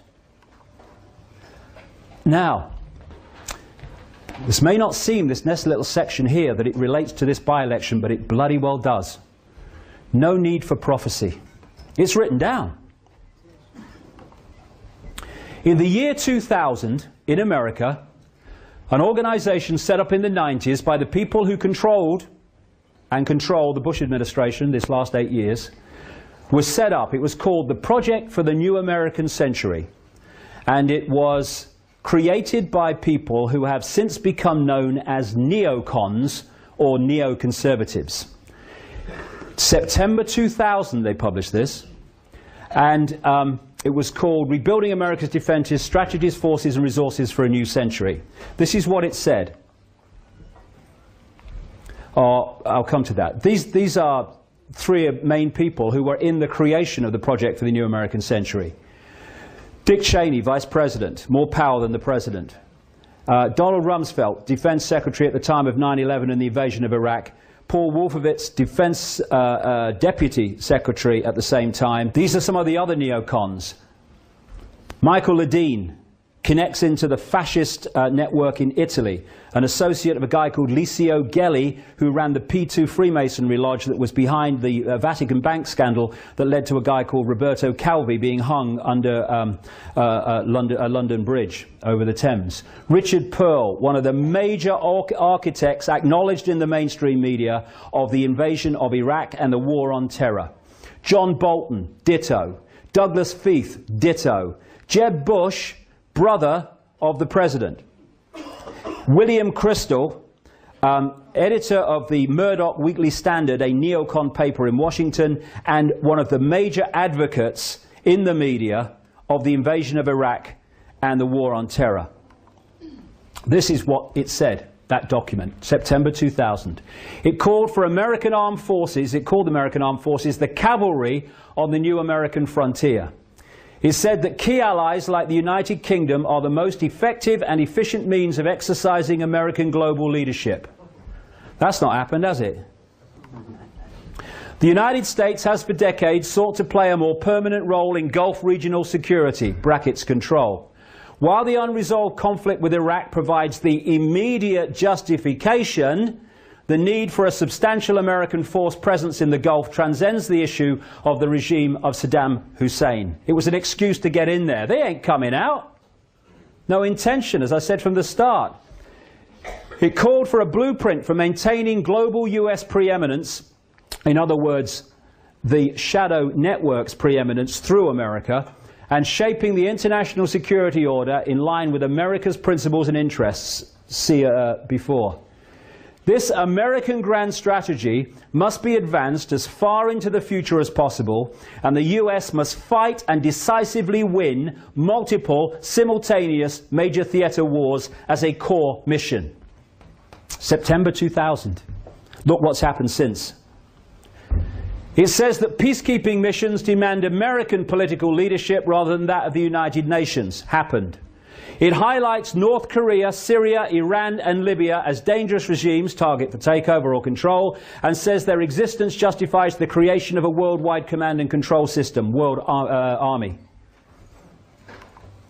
This man, David Frum, who is a scholar of an organization called the American Enterprise Institute, which is a neocon operation that fits like that into the project for the new American century, was the man who wrote the famous State of the Union speech for Bush, I think it was in 2002, in which he said that there was an axis of evil that had to be targeted. What was that axis of evil? Iraq, Iran, North Korea, straight off the pages of the Project for the New American Century document.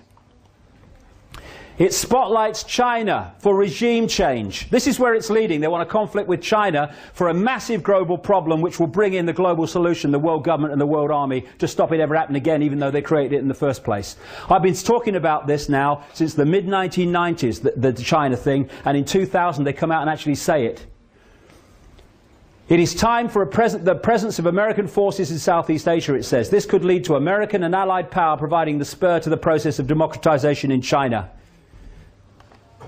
These people are crazy, but not stupid. It called for the creation of US space forces to dominate space and total control of cyberspace to prevent their enemies using the internet, i.e. people like me and others who are exposing this. They're trying to more and more edit and censor the internet. Talks of developing biological, but these are the people we're talking about here, who are saving us from terrorists. Talks of developing biological weapons that can target specific genotypes. This may transform biological warfare from the realm of terror to a politically useful tool. And this is what it said in that document when it was saying that there was a problem with introducing this agenda because the people wouldn't have it. And this is what it said in terms of the timescale of this agenda. The process of transformation is likely to be a long one, absent some catastrophic and catalyzing event like a new Pearl Harbor. Let's have that again. This process of transformation is likely to be a long one, absent some catastrophic and catalyzing event like a new Pearl Harbor. 1 year after that document was published, 9 months after the people that wrote it came to power in the Bush administration, America had what Bush described at the time as our Pearl Harbor. And everything that has happened since 9/11, that has unfolded off the pages of that document quite demonstrably, has been justified by 9/11. Problem, reaction, solution. And no mainstream journalist has even thought of questioning the official version of 9/11. And we are being told by the left in politics, by often the Greens, though not all of them, I'm talking about the hierarchy, that Bush and Blair lied about everything. Beliar, you remember the posters? Those two lied about everything except the official story of 9/11. They told the whole truth about that in terms of how it was orchestrated. Naivety Anonymous, hello, is that you? I've got some customers for you. And they condemn people like me for having the nerve to raise the subject. Nutter, rubbish. Oh, God. I wrote a book a year, well actually I wrote it immediately after 9/11 and researched it for a year. It came out a year to the month after 9/11. It takes the official story apart. It's a fairy tale. A fairy tale. But it's been justified. It's used to justify this, and that's why it happened. Bullshit. Absolutely. The official story of 9/11 has just left the room. Even academics that rubbished it to start with are saying the official story doesn't make sense. You've got pilot organizations that are saying, pilots against 9/11 and stuff, who are saying there's no way those people who couldn't fly Cessnas. Got pilot organizations that are saying, pilots against 9/11 and stuff, who are saying there's no way those people who couldn't fly Cessnas could do what they did with those planes. Endless people now. There are engineers organizations against 9/11 who are pointing out that those buildings could never have collapsed as they did because of fire and steel. But no one investigates it. You know, tonight, I think it's at 9 o'clock on BBC Two, we're going to have another farce from the BBC trying to explain why the third building on 9/11, Building 7, collapsed in a mirror of a controlled demolition. And they've taken 7 years and have not yet come up with an explanation for it. And as a result of 9/11, Cheney said it's going to be a long, dirty war against the terrorists. What about a war on terrorism? What does that have that wars between countries don't have? It doesn't have an end that you can point to and say it's over. How do you know when a war on terrorism is over? You don't. That's the idea. That's why they've gone for this. And these are the people protecting us from terrorism. This is John Negroponte, the UN ambassador who was arguing in the UN for the invasion of Iraq. And this is what John Pilger wrote in the New Statesman magazine. How appropriate that John Negroponte is Bush's ambassador at the United Nations. This week he delivered America's threat to the world that it may require to attack more and more countries. As US ambassador to Honduras in the early 1980s, Negroponte oversaw American funding of the regime's death squads, known as Battalion 316, that wiped out the democratic opposition while the CIA ran its Contra war of terror against the neighboring Nicaragua. Murdering teachers and slitting the throats of midwives were a speciality. What did Negroponte go on to be? The man who was the head of US operations in Iraq after the invasion and then head of the whole of US intelligence for a while. These are the people protecting us from terrorists. These are the people that operate here and provide the excuses here. We must get bin Laden. Oh, really?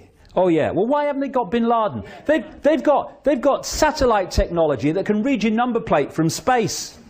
Oh, I've got the number plate, mate. I can't see it. He ain't got a beard. He ain't got a beard. Can't find bin Laden.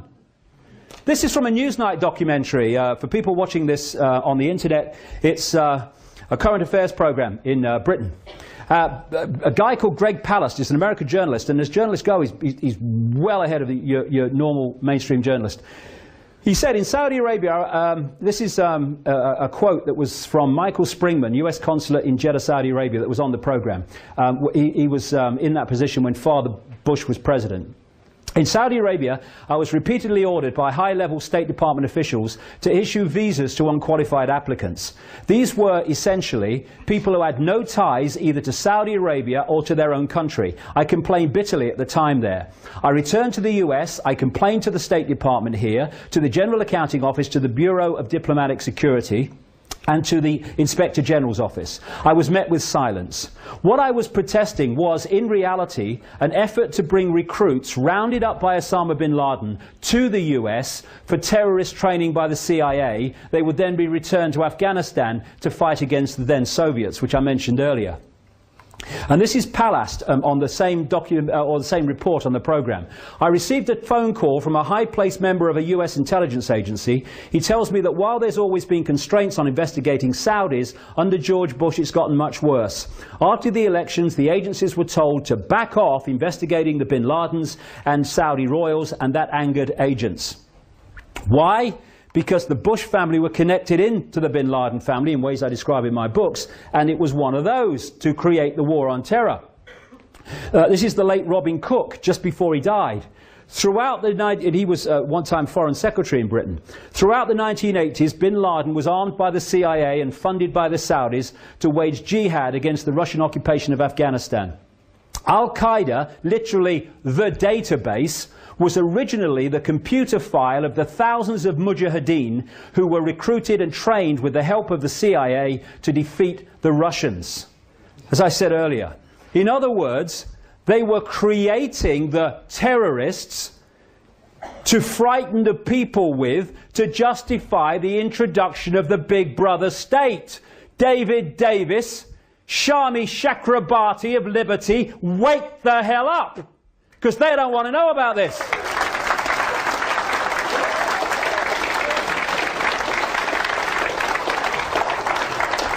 Massive connections between the bin Laden family and the Bush family. And here's the man, Zbigniew Brzezinski, who was at the heart of what I've just described when he was in the Carter administration, the man behind Barack Obama. Change we can believe in. This is how the whole thing works. One force controlling both sides to create a movie to manipulate public opinion to accept changes in society that lead to the Orwellian state. Fear. Fear, the four-letter word that controls the world. Once you get people in fear, they will look outside of themselves for people or organizations to protect them from what they have been manipulated to fear. Fear is the greatest of all mass mind manipulation techniques. Because of fear, we have this introduced, justified by what I've been talking about. This is a poster from Germany in 1934. That's a poster from London today. And this is from Sheffield. Somebody in Sheffield sent me this. This is from Sheffield bus station. Every bus, tram, oh no, let's start from the top. Spit and run, you'll still get caught. DNA. Ooh, aye. Every bus, tram and interchange has DNA testing kits. Spit at the staff and you can be traced and prosecuted, even if we don't know what you look like. And your records will be on the National DNA database forever. We're free, honey. I love it. Did he spit? Get the DNA tested. What? What are you talking about? Here we go. Help me find and kill the terrorists. Tell on your neighbours. Tell on your friends. Tell on your family. Hey, there's some meeting going on at that Willoughby Manor Hotel. I don't know what's going on here. I think we better get over here quick. Yeah, you might bloody learn something. Get over.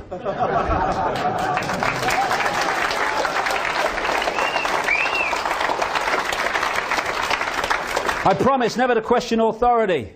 I promise never to bring up my rights. Stop asking questions. They'll all want to do it. Quiet. Shut up. But you can have free speech. There you go. No problem. Free speech zones. What's that about? Free speech zones. You cannot say what you want here, but you can say it there. I've got a uniform on, so I've got a brain. The internet is fantastic for spreading information, but they're trying to edit that and censor that, as I say, because that's a bad side of the internet for them. But the internet's magnificent if you want to track people and track what they're doing and stuff. This is being justified in the same way. And this is Hitler I was going to say this earlier, but it's come later. Adolf Hitler proposing the reasons the Gestapo had to be created. An evil exists that threatens every man and woman and child of this great nation. We must take steps to ensure our domestic security and protect our homeland. I think I've heard that somewhere before. Michael Chertoff, head of Homeland Security in America. And now we have a Homeland Security. Homeland Security has suddenly become a name of departments and shadow departments. It's Homeland Security. So like I say, that's what it is. Okay. The Big Brother by-election. I do go on, and I probably will a bit longer now. Quite a bit longer yet, actually. There is...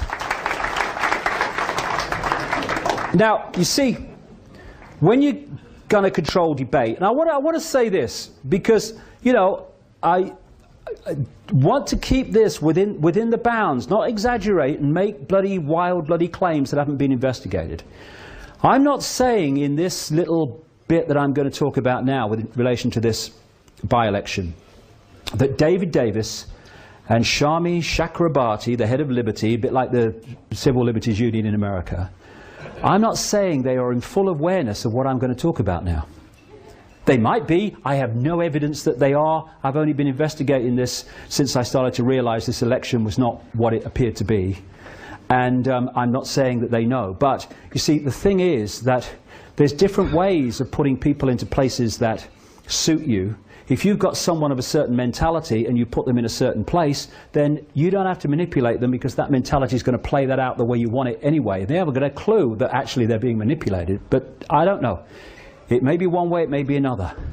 But what you get from these two, who have become the twin pillars of anti-Big Brother within the establishment, if you pick up any newspaper or turn on any television news bulletin now that involves a Big Brother type story, they will quote this lady, or because of this election, they will quote David Davis, who's now become the Mr. Anti-Big Brother. However, it's anti-Big Brother in an incredibly limited way, which limits the scale of the debate, if you can hijack the debate, so that these things I'm talking about today do not enter the debate. And I'll tell you this, although it's not appeared in the mainstream media, it has to be 10 foot high with glowing bloody neon lights before, you know, the Quentin Letzers of this world go, oh, what's that? But outside the public arena and getting very close to it, there is I really can't exaggerate this too much, a massive awakening going on all over the world of people among the general population who are starting to see this stuff and become aware of it. And if you are behind it, what you want to do is to hijack that debate about this Orwellian transformation from those with the bigger picture. You want to pull it into those that are talking only about the little picture, because in doing so, you limit the debate and you hold the walls on this stuff that we really need to know about. And the more I look at this election, the more I see that all over the place. One of the people that's been up to this constituency to support David Davis in his campaign against Big Brother is a Tory MP called Ed Vaizey.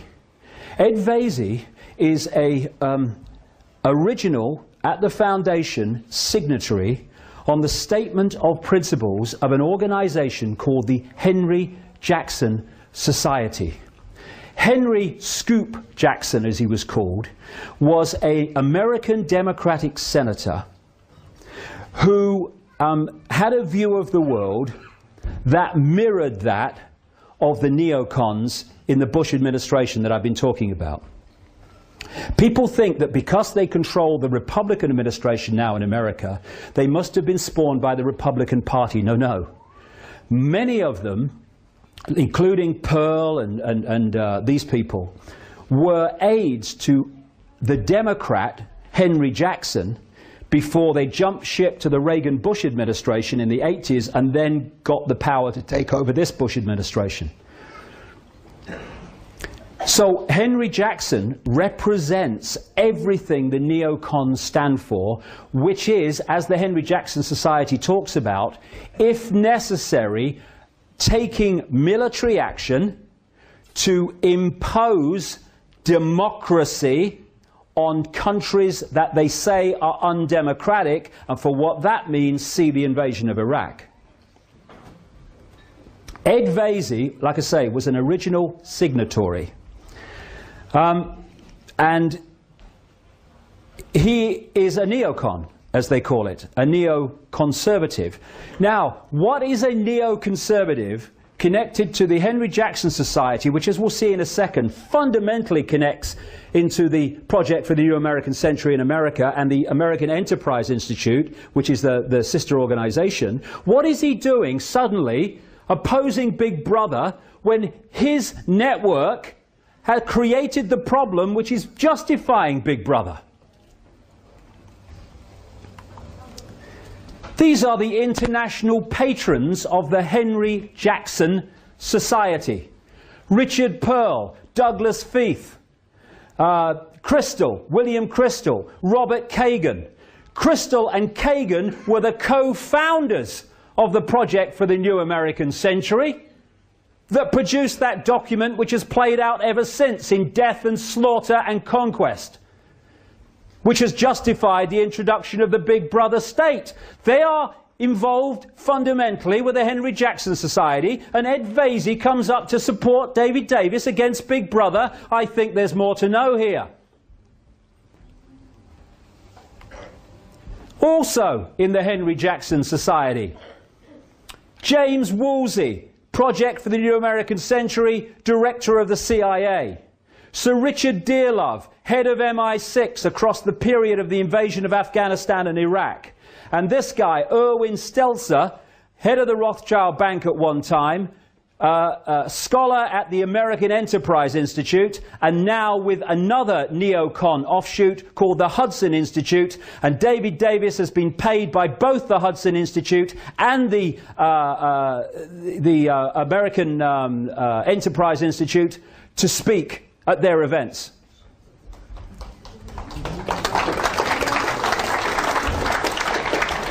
Coming up to this constituency before the polling on Thursday is this man, Michael, I am a neoconservative, from his own lips, Gove, another shadow minister in the Cameron administration, Conservative administration. He was also an original signatory to the statement of what the Henry Jackson Society stands for, the Statement of Principles, as they call it. And he's coming up, like Vaizey, from the same organization, to challenge Big Brother for David Davis. This man's talking on behalf of David Davis. Colonel Tim I Support Davis Collins, who became famous for his military operations in Iraq. Guess what Colonel Tim I Support David Davis Collins put his name to? He was an original signatory to the Statement of Principles of the Henry Jackson Society, which connects into the Project for the New American Century and the American Enterprise Institute in America that orchestrated the invasion of Iraq and the war on terror, which is being used to justify the Big Brother state. Patrick Mercer, Tory MP, been in this constituency supporting David Davis against Big Brother. He is a consultant for Blue Hackle, which is one of these private army security organizations which connects with others to create connections of private armies that are being paid by government to operate in places like Iraq.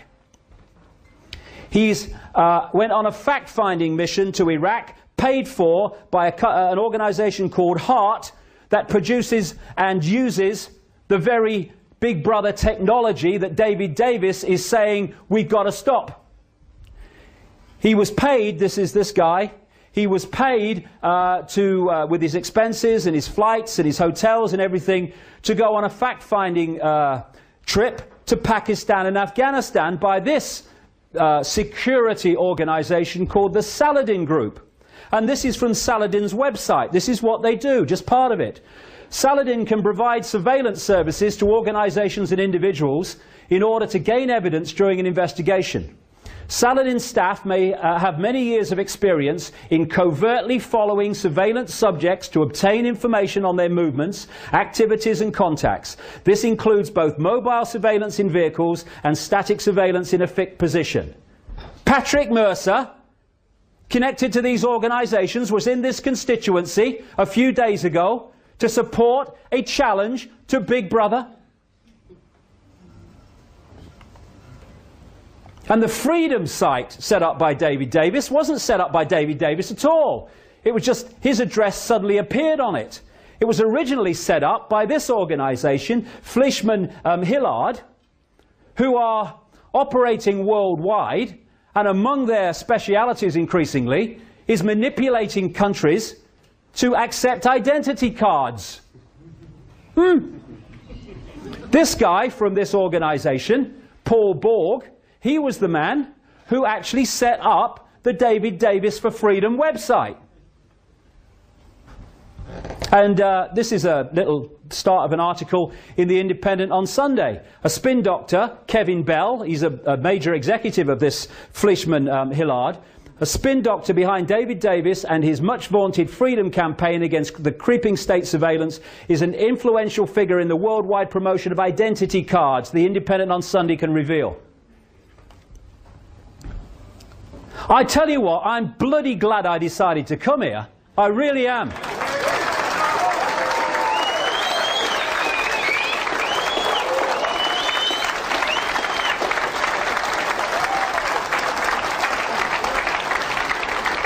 And so what we have is now a twin point of everything to do with Big Brother in terms of opposition, point of everything to do with Big Brother in terms of opposition between David Davis and Shami Chakrabarti.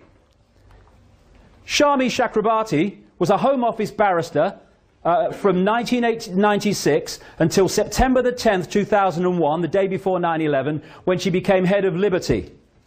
She's an alumna of the British America Project, described as a junior Bilderberg, which was created to promote British-American relations and is sponsored by Monsanto and a stream of American corporations.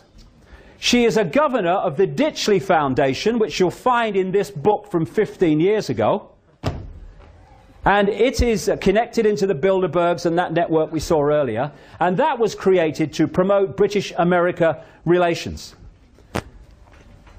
Now, I'm not saying she's knowingly manipulating. I don't know that. I'm not saying it's not true. I'm not saying it is true. I don't know that. But what we've got here is the manipulation of a situation in which establishment figures, because whatever she might say, she's an establishment figure, and so is David Davis. Establishment figures are hijacking, for whatever reason, the Big Brother opposition that is being introduced by other parts of the establishment. And as a result, narrowing the debate so people like me and the information that I'm talking about today don't get access to it.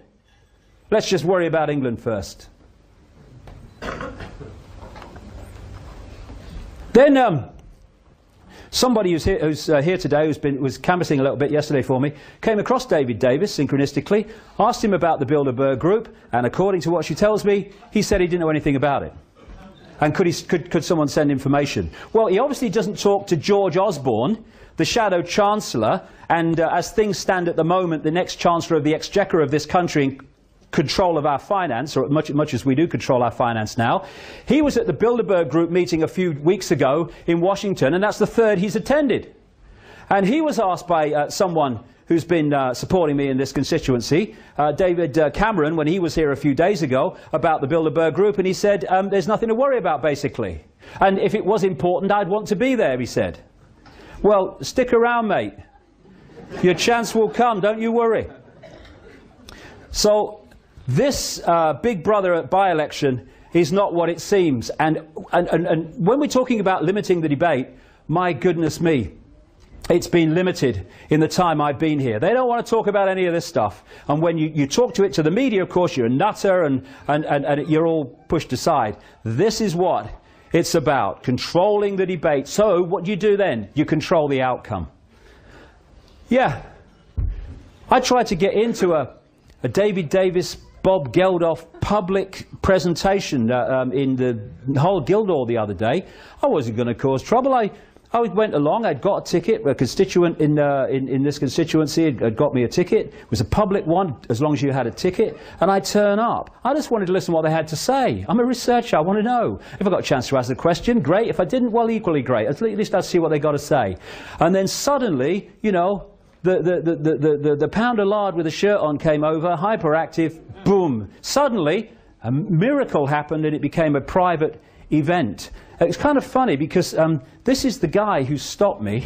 His name's Andrew Percy. He's a prospective candidate for Goole, I think, that constituency. And this is what he said after the Geldof meeting, in which he'd stopped me attending.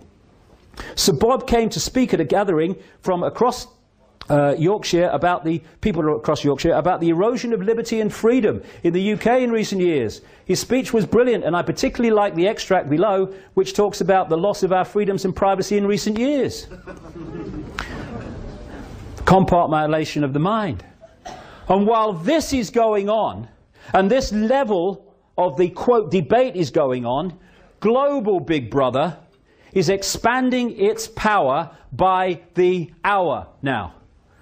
As control goes further and further away. And it's going into the fine detail of our lives. We're now having people looking through rubbish to see if there's any evidence of activity, of terrorist activity. You can't even relax when you're putting your rubbish out in the bin. And then there's this thing. Traffic wardens. This is an interesting one. A few weeks ago, well, a few months ago now, I had a letter from a traffic warden somewhere in Britain. He's still a traffic warden, so I won't say who it was. And he told me a strange story and said I might find it of interest. He said he was called, he'd been a traffic warden for a long time, nice chap. And he said he was called in by the boss, who gave him, out of nowhere, 3 cards. One was a card that gave him authority to be a traffic warden, fair enough. But the second card was what they call a pace card. And on it are the words that you have to say, that a policeman says, to arrest somebody. You do not have to say anything, but anything you do not say. That one. It's called a pace card. And the third card, was his authority to enter private property. Of course he's going, hold on a second, what's going on? I'm a traffic warden, I give tickets for parking, I don't want these. And the boss said, go away and put him away until further notice. A few days later, he's with a group of traffic wardens near the police station, and an old friend of his, he hadn't seen him for a while, he was a policeman, walks out of the police station with a briefcase, walks over and makes conversation with the traffic wardens, you know, there, and then towards the end, he said to this guy, who's they're old friends, he called him over. And he said, I want to tell you something. And about 4 or 5 times in this conversation, the policeman said, don't tell anybody else. Don't repeat this, whatever you do. This policeman said that he had been designated to do a job in that county, and there was someone like him in every other county. He said his job, and his fellow officers around the country, was to prepare for a coming war. That this war was expected to trigger enormous civil unrest in Britain, and that the military and the mainstream police force would be overwhelmingly focused on dealing with the civil unrest.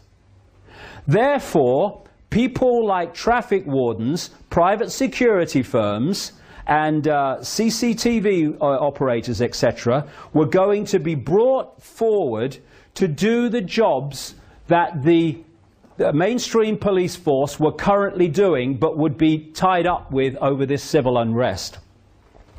He said, that's why you are being given these cards. A few days after this letter arrived, and I talked to him and he sent me the cards and I saw them and sent them back so he wouldn't get found out, I picked up the newspaper to see that traffic wardens were being redesignated civil enforcement officers and being given greater powers. This is the world we're looking at, and these things that come out of nowhere, oh, where did that come from, are manipulated and manipulated behind the scenes until they come to the surface in apparently out of nowhere, not out of nowhere at all. So, the elephant in the living room is there when you connect the dots. It ain't there when you don't. So they don't want the dots connecting. And this is what it's about. You know why it's gone into the fine detail of our lives and you can't put, you know, things in your car saying it's for sale? It's the same principle, because this is a mind game in the end. It's a mind game. If you can control people's mind and perception, you control their actions. It's a mind game. Everything's up here. The idea is to do the same on the population as a whole that they do on laboratory rats and mice in these laboratory mazes, where they put a mouse in a maze, and if it goes down certain channels within the maze, it gets an electric shock. After it's been shocked a few times, you can take the electronic equipment away, and that mouse will still not go down that channel. What you've done is programmed the mouse into acquiescence to do what you want them to do, to become subservient to what you want the mouse to do. Now, what is happening now is in all these areas of our lives, right down to the finest detail now, as I say, we are being shocked in various ways no matter what we do.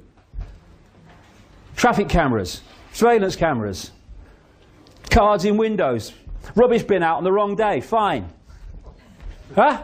What it's doing is creating a situation in the collective mind where I guess you could describe it as anything for a quiet life. Subservience. And the tasers with the police are fundamentally connected to the same thing.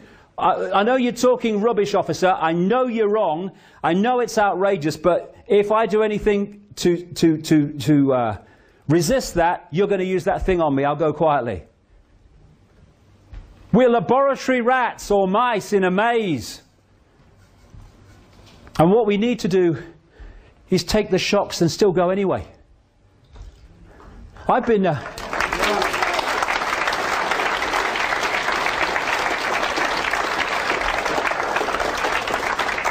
I've spent 20 years being ridiculed, being abused, being misrepresented, being made fun of, being laughed at in the street, having my kids laughed at school.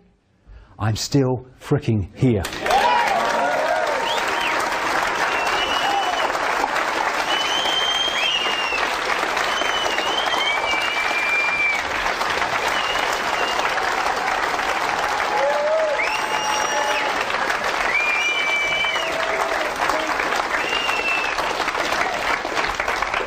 Political correctness.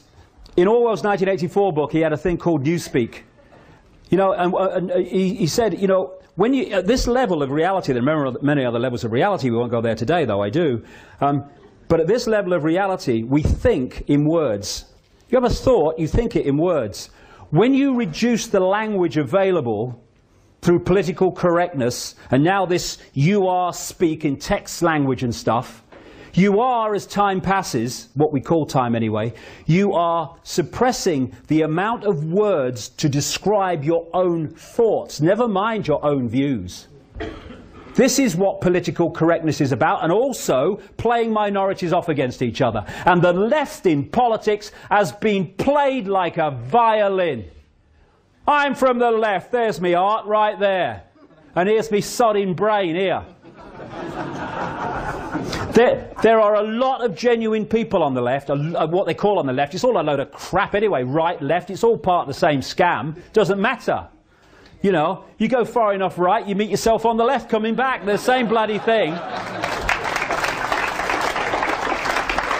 There's some genuine people who want to do genuine things, but they've been scammed.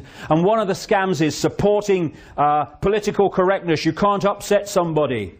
Well, maybe they deserve to be upset. I'm upset that I can't have my view. Okay, that's not political correct. You know, I've got a hand that's completely knackered through arthritis, right? The only thing I can do with my hands is type with those fingers, very little else, right? It's crippled. My hand is crippled. You want to tell me my hand is crippled? I don't have a problem with that. You know why? It's bloody crippled. But no, I'm digitally challenged. You know what I said earlier? Some people would have got it, maybe some people didn't. When I talked earlier about you can't say brainstorm, you have to say thought shower, that is actually being introduced by some companies. I'm not kidding, it's not a joke, it's happening. And what it's doing is playing minority off against minority. So, for instance, and basically, you remember that image where all the countries were tied up in that web of stuff? They want to do that with minorities. So everyone polices everyone else. This is the idea. The few can't police the many. They have to get the many to police each other. That's what they do. For instance, if you're a gay person, good luck to you. I mean, I have a simple philosophy on life. Do what you like so long as you don't impose it on anyone else. That's it. That's my philosophy. Anyway.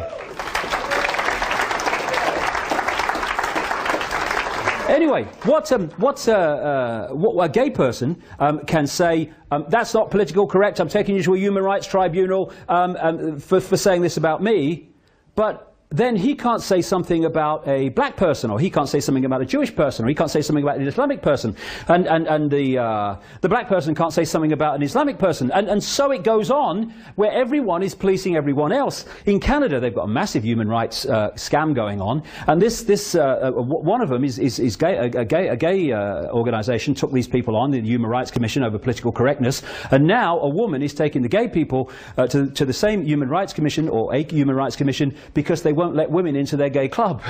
You know, I mean, this is how it works, right? This is what I'm talking about. It's nothing to do with freedom, it's to do with control. And by the way, you know that guy, Sir Trevor Phillips, is it? No, not Sir Trevor Phillips. It's Trevor Phillips, CBE or MBE or something, right? He's head of the Human Rights and Racial Discrimination organisation that the government runs, right? Well, I wrote to him because I came across this thing, and it said, if you have any evidence of racial discrimination, right, write to the Racial Equality Commission. It's called something else now. Bigger chair, more money, same thing.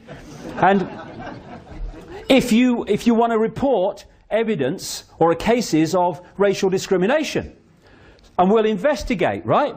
So I write to him, and I say two things. First of all, I'm reporting the British royal family as the most racist institution on the planet, because not only do you have to be white, in effect, you have to come from one bloodline, and you have to follow, at least officially, one religion.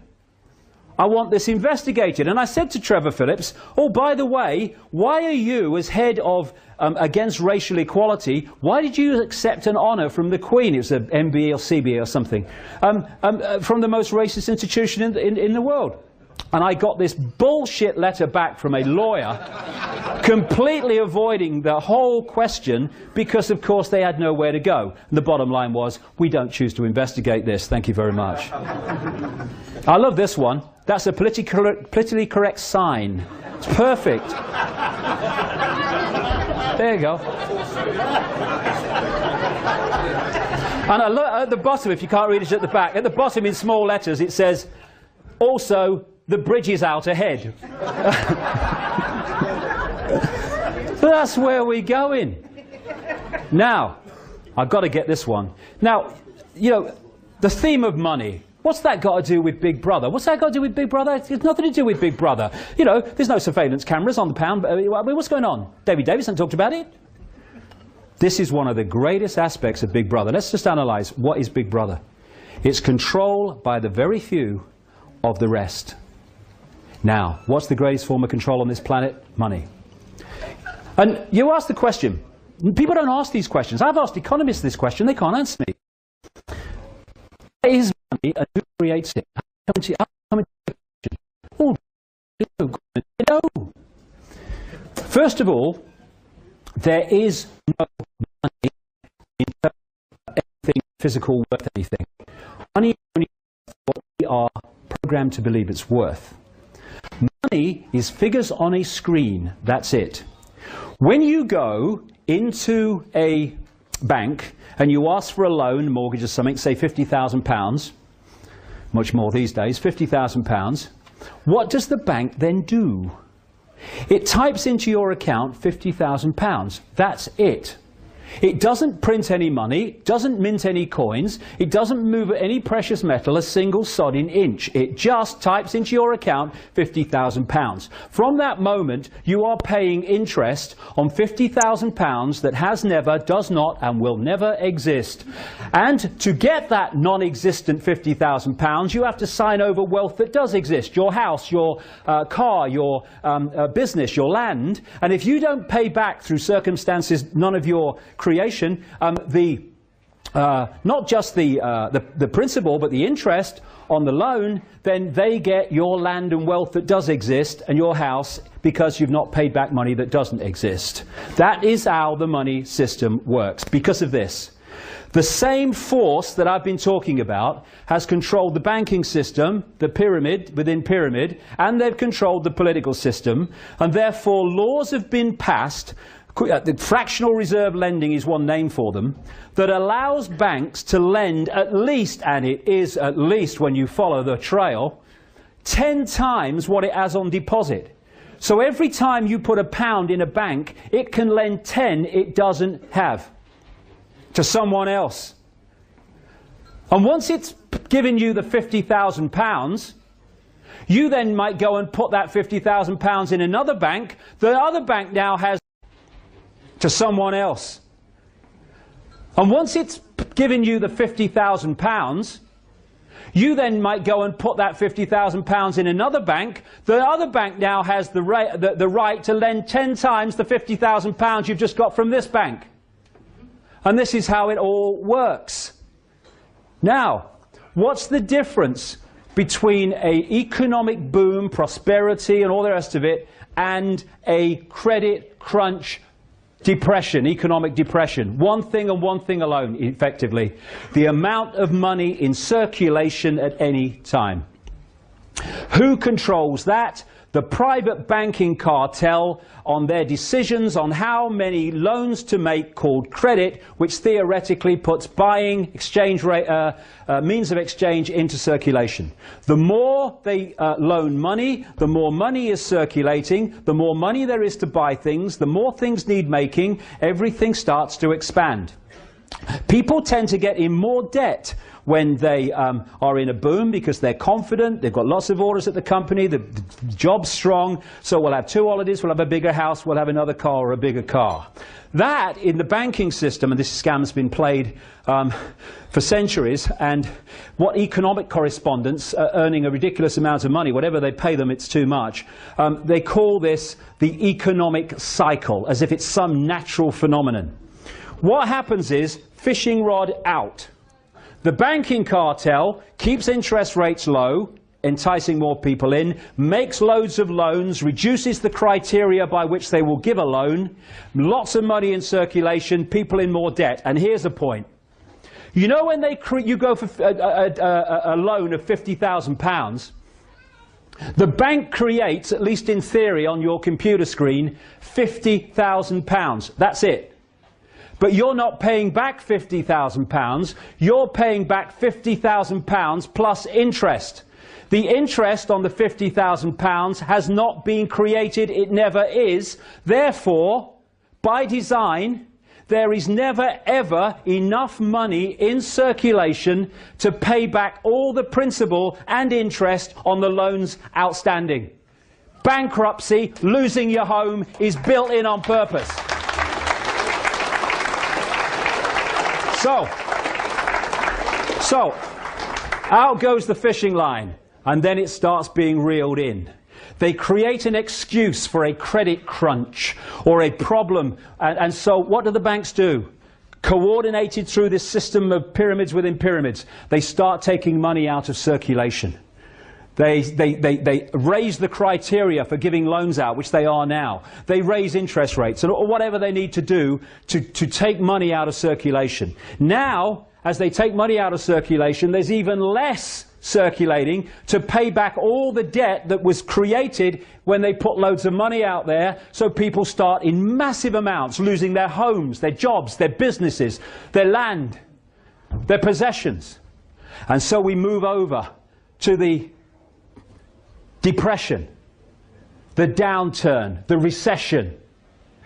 And they then start trawling from the people the wealth that does exist, because there's not enough money in circulation, nothing to do with them, they can't pay the non-existent money back. And this economic cycle has been played for centuries, and it has sucked out of the people the real wealth into the hands of the few. And that is such a fundamental part of Big Brother, because it's a fundamental part of human control. Are you listening, David Bloody Davis?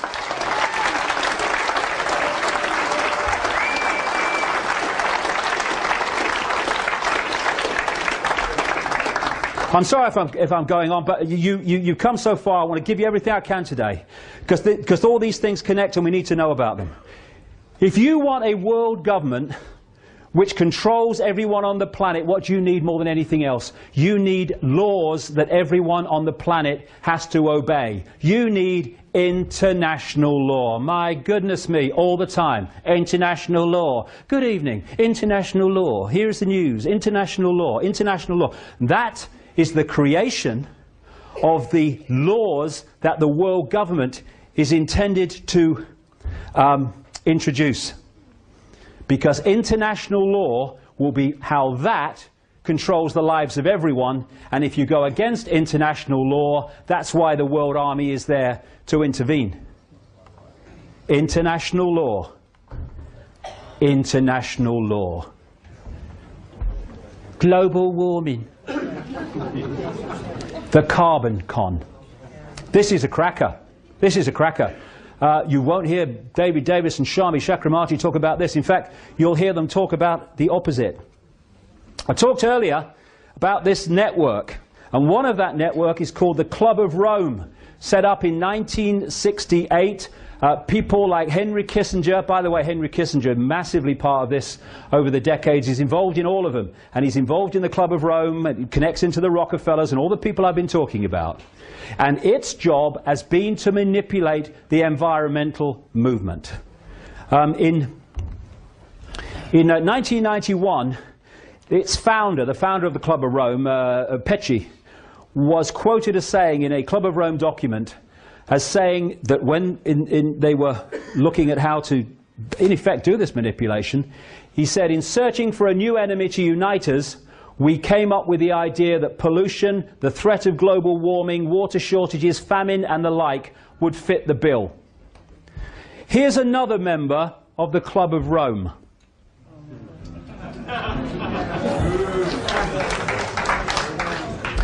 And that's why the official story of the reason for climate change, carbon emissions caused by humans, is as much a nonsense as the official story of 9/11.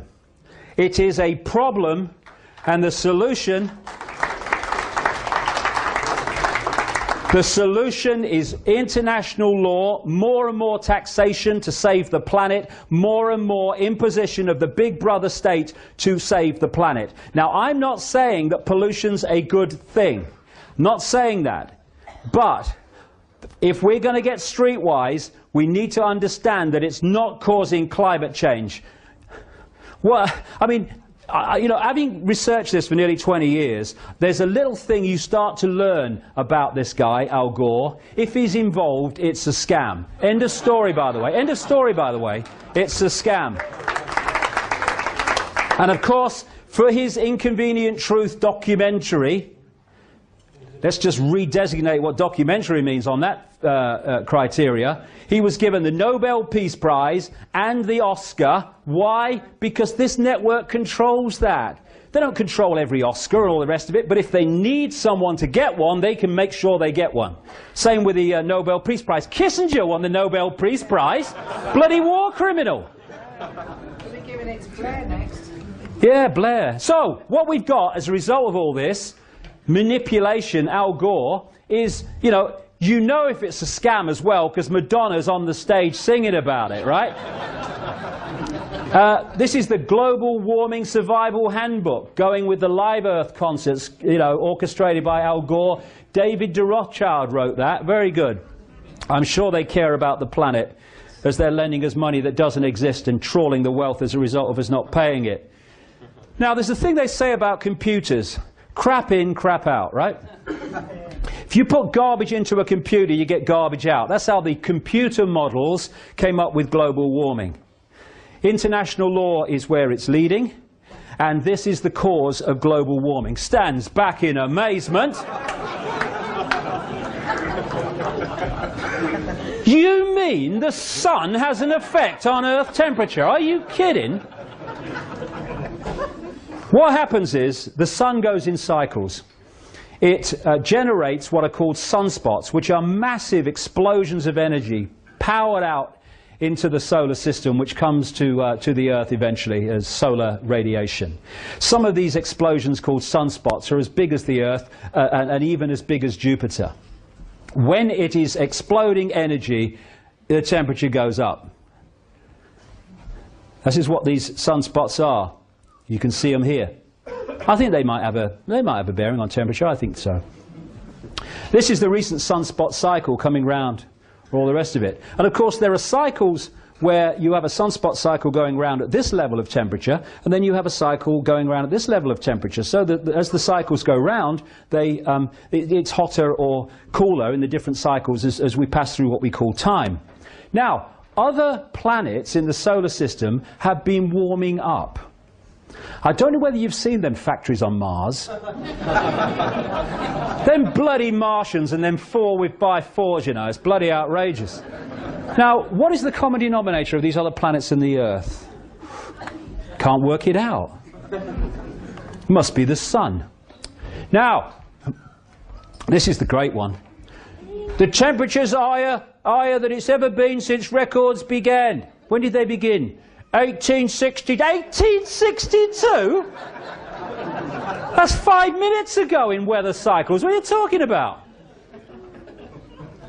Back about 800 years ago, they had the medieval warm period. This is mainstream science. This is not me coming up with alternative stuff.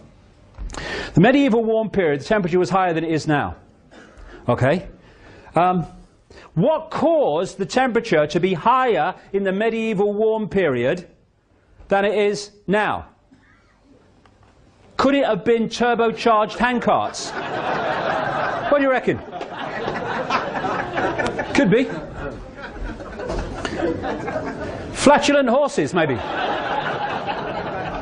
I can just see a medieval weather forecaster arriving in the village. Dobbin's got the wind, I think we're in for hot summer.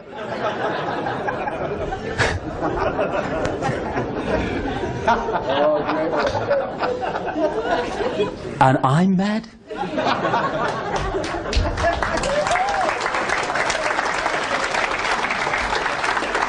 After the medieval warm period, and of course, if they took back the temperatures to then global warming looks very different now.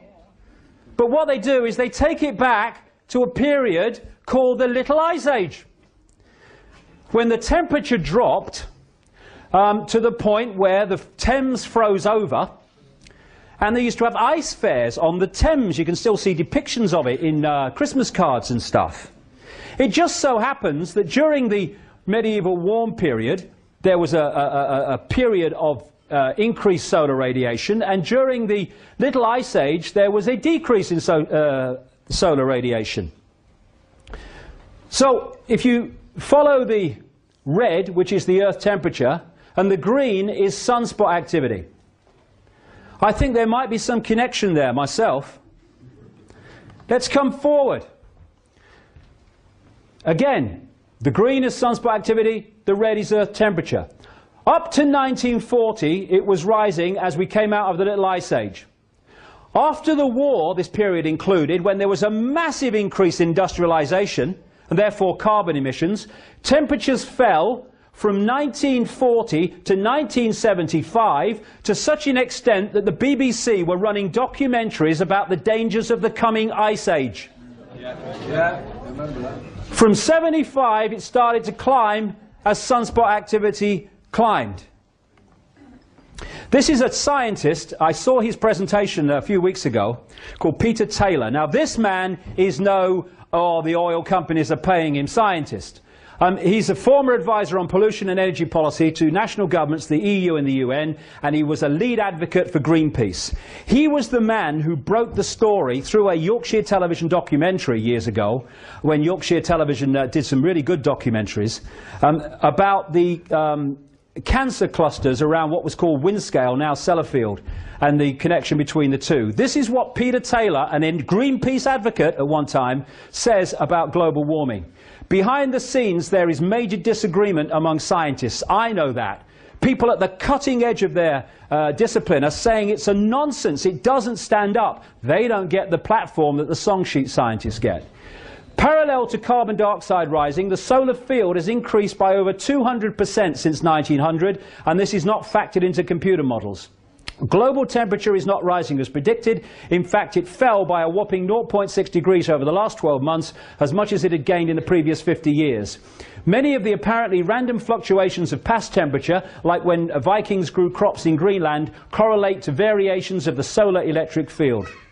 Between 1983 and 2001, cloud cover, according to International Satellite Cloud Climatology Project, fell by 4% more than enough to heat oceans and account for global warming. A spate of recent science shows that temperature oscillations are timed by solar cycles, that the jet stream is affected by the solar wind, and that past high and low points in the solar cycle correlate with past temperature swings. And as a result of that, because we're being lied to systematically, and the Quentin Letts is saying, it must be true because they're saying it, we are being scammed for vast changes in our society of a big brother nature on another massive global lie. Temperature's been falling recently, so much so that this was a headline in the Daily Mail. Recently, global warming could stop naturally for 10 years, say scientists. And you know what they said? Oh, we've still got to justify global warming. It said in the same piece, they said, oh, but imagine how hot it's going to be when it starts again. All right, okay. International law, that's what it's about. I'm coming to an end now, but let's look at why this is possible, because this is where we come in. It's what I call the prison with the bars. It's a prison because we act like bloody sheep. We take in what people tell us and we believe it without question. And therefore, we are programmed to react as we choose to react, as they want us to react. We're not choosing to react, we're reacting. This guy, some great quotes from this guy, H.L. Mencken. The men the American people admire most extravagantly are the greatest liars. The men they detest most violently are those who try to tell them the truth. Because people don't want to hear the truth. People don't want to hear the truth because the truth means we are responsible and therefore we have the power to change what we don't like. People don't want to feel they're responsible. They want someone else to blame so they can sit on their arse and watch EastEnders.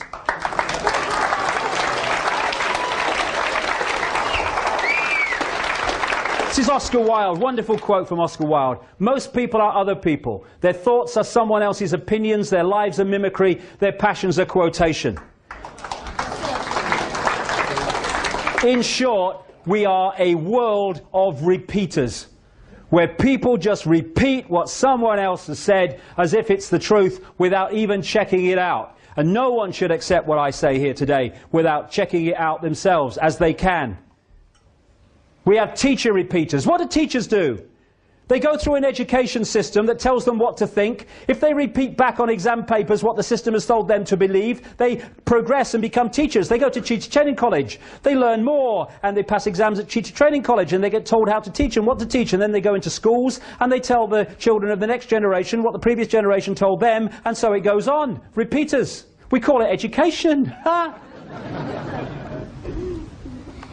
We have doctor repeaters, repeating what the drug reps are telling them we should pop us down our throats because it's good for profits. I went to...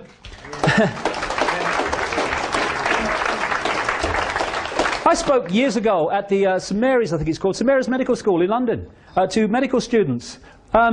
If I went across there and talked to a wall, I'd probably get more response. These are kids, these are teenagers, already programmed that if it wasn't taught in the medical school, it can't be true. We have scientist repeaters that come up with this stuff about global warming. And what you find from the non-repeating scientists who are challenging global warming, when they start to publicly challenge it, miraculously their funding for their projects disappears. So if you're a song sheet scientist, you get well funded. Just like journalists who have been described as intellectual prostitutes, I would question the intellectual bit myself, so are most scientists, prostituting their outcome in line with the income in terms of the brown paper package and stuff. Repeater journalists. Anyone that's outside the bubble they're repeating is a nutter, to be dismissed. Repeater politicians. I love this line. Been bent over so long they think it's standing up. If we had politicians who stood by their their conscience, who answered to their conscience only, and not to career massaging, yes sir, no sir, I'll vote this way even though I don't agree with it because it's good for my career politicians, then we'd have a decent parliament that represented the people. As it is, all you have to do in a political party is control the tiny few at the top, the Camerons, the Blairs, and the little few people around them. They dictate the policy, and then the other mass in the pyramid in the political party, the Tory politicians, the Republicans, the Democrats, the Labour politicians, they just trot through, yes, okay, I'll vote for it. All they have to do is decide the policy, and the policy's in overwhelmingly. This is how it works. And while this is going on, Big Brother unfolds so fast. It works.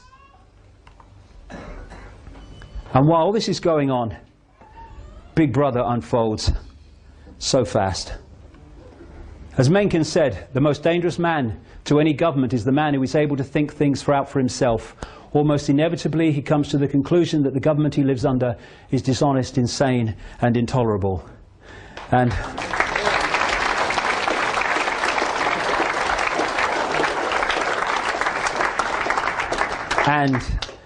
it is to stop that awakening that limiting the debate on Big Brother is all about. Secret Agenda, the movie. Puppet people. Follow the White Rabbit. War is peace.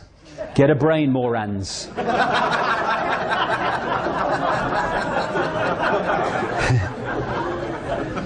And then you can persuade people that war is peace, freedom is slavery, and ignorance is strength.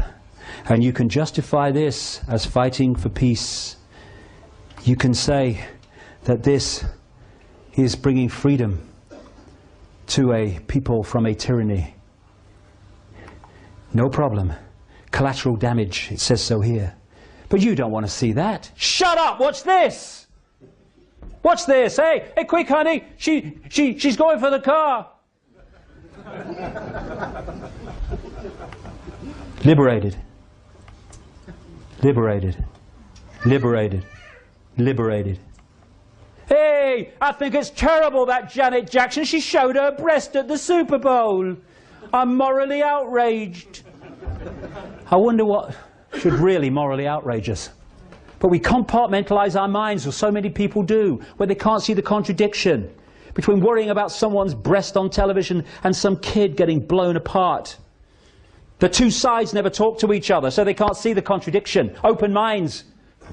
They talk to each other so they can see the contradictions. As Gandhi said, what difference does it make to the dead, the orphans and the homeless, whether the Mad destruction is wrought under the name of totalitarianism or the holy name of liberty and democracy. Still the same. This, depleted uranium babies in Iraq. Depleted uranium all over Iraq from the weapons dropped on Iraq. And that's what it's doing to children. But you don't want to see that. Hey, honey, quick! It's the Jerry Springer show and he's going to hit his girlfriend. Shut up, watch this. Go about your business, everything's fine. It's a mad world, yes it is. They want to turn us into robots, and they're doing so. And if anyone thinks that it's not possible, well, it is possible. It's been done before. They just want to do it on a mass scale. This is China today. Look at that. They are human beings. They could be free spirits. They could be all consciousness expressing itself in this reality. And look at them. Robots! And that's what they want us to be. Robots. With this acquiescence, this manipulation of the laboratory maze I was talking about, by constantly giving us reasons to be punished and to fear. And then, I'm coming to an end now, but again, this is part of Big Brother. This is really part of Big Brother. The human body is an electrochemical organism. And if you destabilize it electrically or chemically, you stop that organism working to full capacity. And part of that capacity is emotional and mental sharpness and balance and equilibrium. So the more you pour chemical and electromagnetic, electrical pollution and disruptions into the electrochemical organism, the more you stop that manifesting its true potential for sharp thought and balanced emotion. When you look at the graphs for the increase in the crap they put into food, chemical concoctions and cocktails, overwhelmingly, though certainly not always, aimed at children, and then you look at the graph of the increase in so-called childhood behavior problems, they go up like they're connected by a magnet. There is a war on our children because they're the generation they overwhelmingly have to suppress.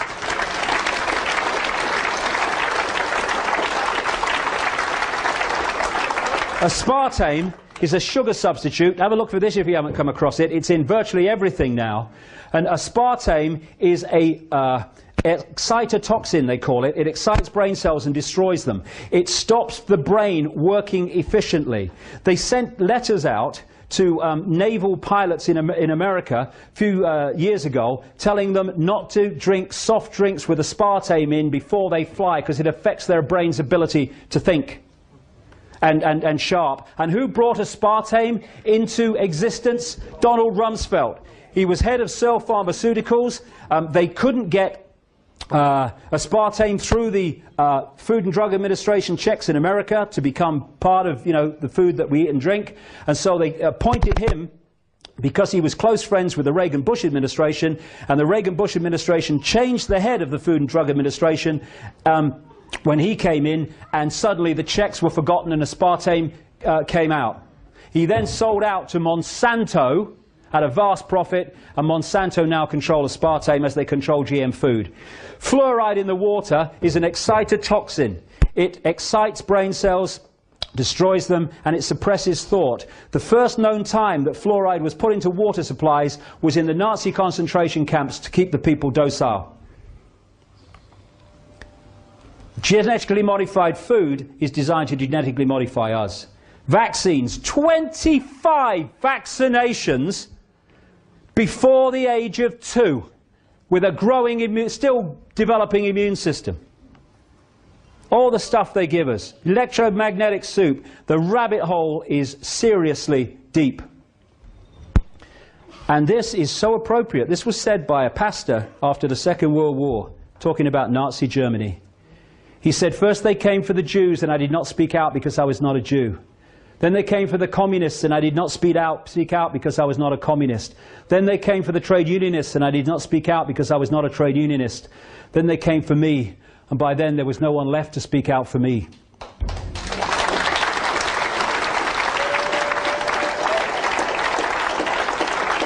And what they're doing is picking off different sections of society, and the other sections are saying, well, it doesn't affect me, not my problem. And eventually, enough sections are picked off for those that were looking the other way to be picked off also. That's how it is. Divide and rule. Not my problem. Well, it is our problem. Injustice anywhere is a threat to justice everywhere. Martin Luther King. Absolutely it is. And what we need to do is stop making excuses. Oh, I don't know, the world's coming to. Well, do something about it then, mate. All right? You know, the power is with us. Take it on a basic level. What we need is a mass non-cooperation, non-violent process of non-cooperation with that which wishes to enslave us. When someone gets fined for putting a wheelie bin out, if thousands and thousands of people put the wheelie bin out the wrong day every week until the laws change, finish.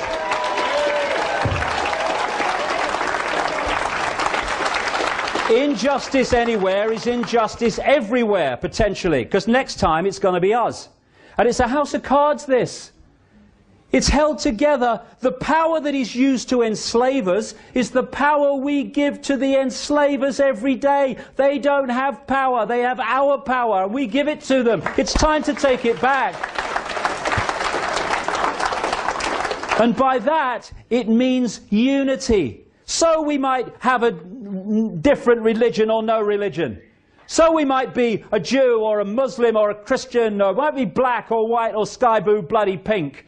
This is not a big brother global agenda to enslave Jewish people or to enslave Islamic people or to enslave white people middle class. It's a global agenda to enslave all of us. And if we don't unite and we go on being divided and ruled, then they will enslave all of us. If we unite, get rid of the nonsense fault lines of manufactured division, and then through unity of response and non-cooperation with our own enslavement, they will not be able to do this.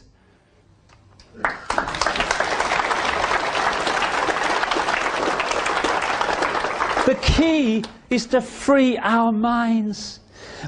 We see the world like this. We need to see the, oh God, look at it. Free our minds. Einstein said, you cannot solve problems with the same level of consciousness that created them. And that's what we do.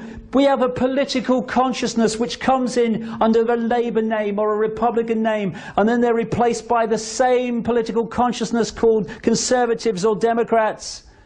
And nothing changes because the same level of consciousness that created the problem has come in to carry on creating the problems. We've got to go to another level of consciousness beyond this nonsense, beyond this playpen. As Gandhi said, you must be the change you want to see in the world. We are the world. What else has created the world that we are looking at? We have, or we've allowed it to be created on our in our name. There is no path to peace. Peace is the path. We've got to stop fighting each other before we divided and ruled into total enslavement. And Martin Luther King said this, cowardice asked the question, is it safe? Expediency asked the question, is it politic? Vanity asked the question, is it popular? But conscience asked the question, is it right? And there comes a time when one must take a position that is neither safe nor politic nor popular, but one must take it because it is right. And we are there now.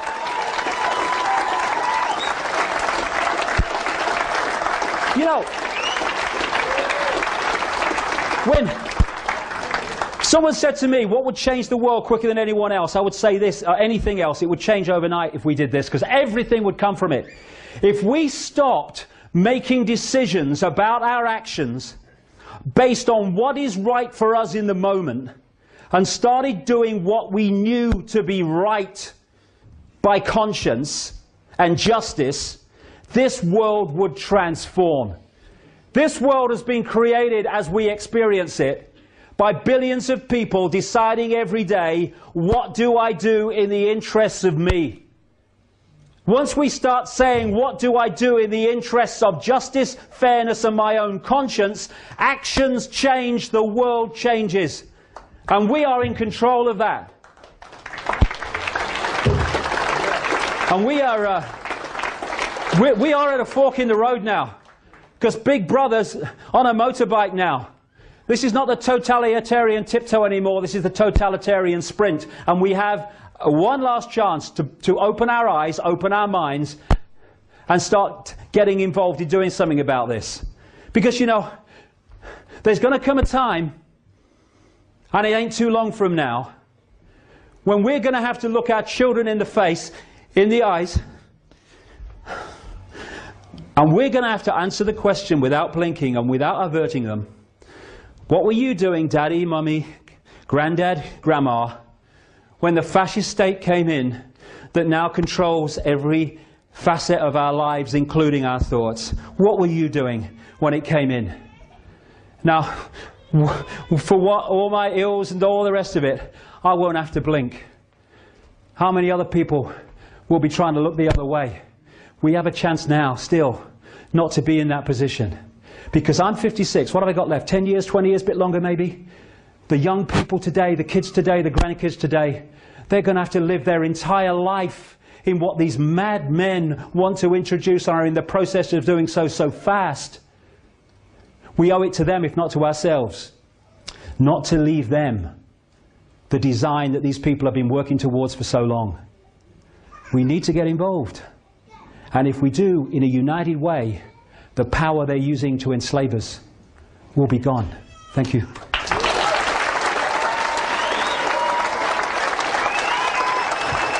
Thank you very much.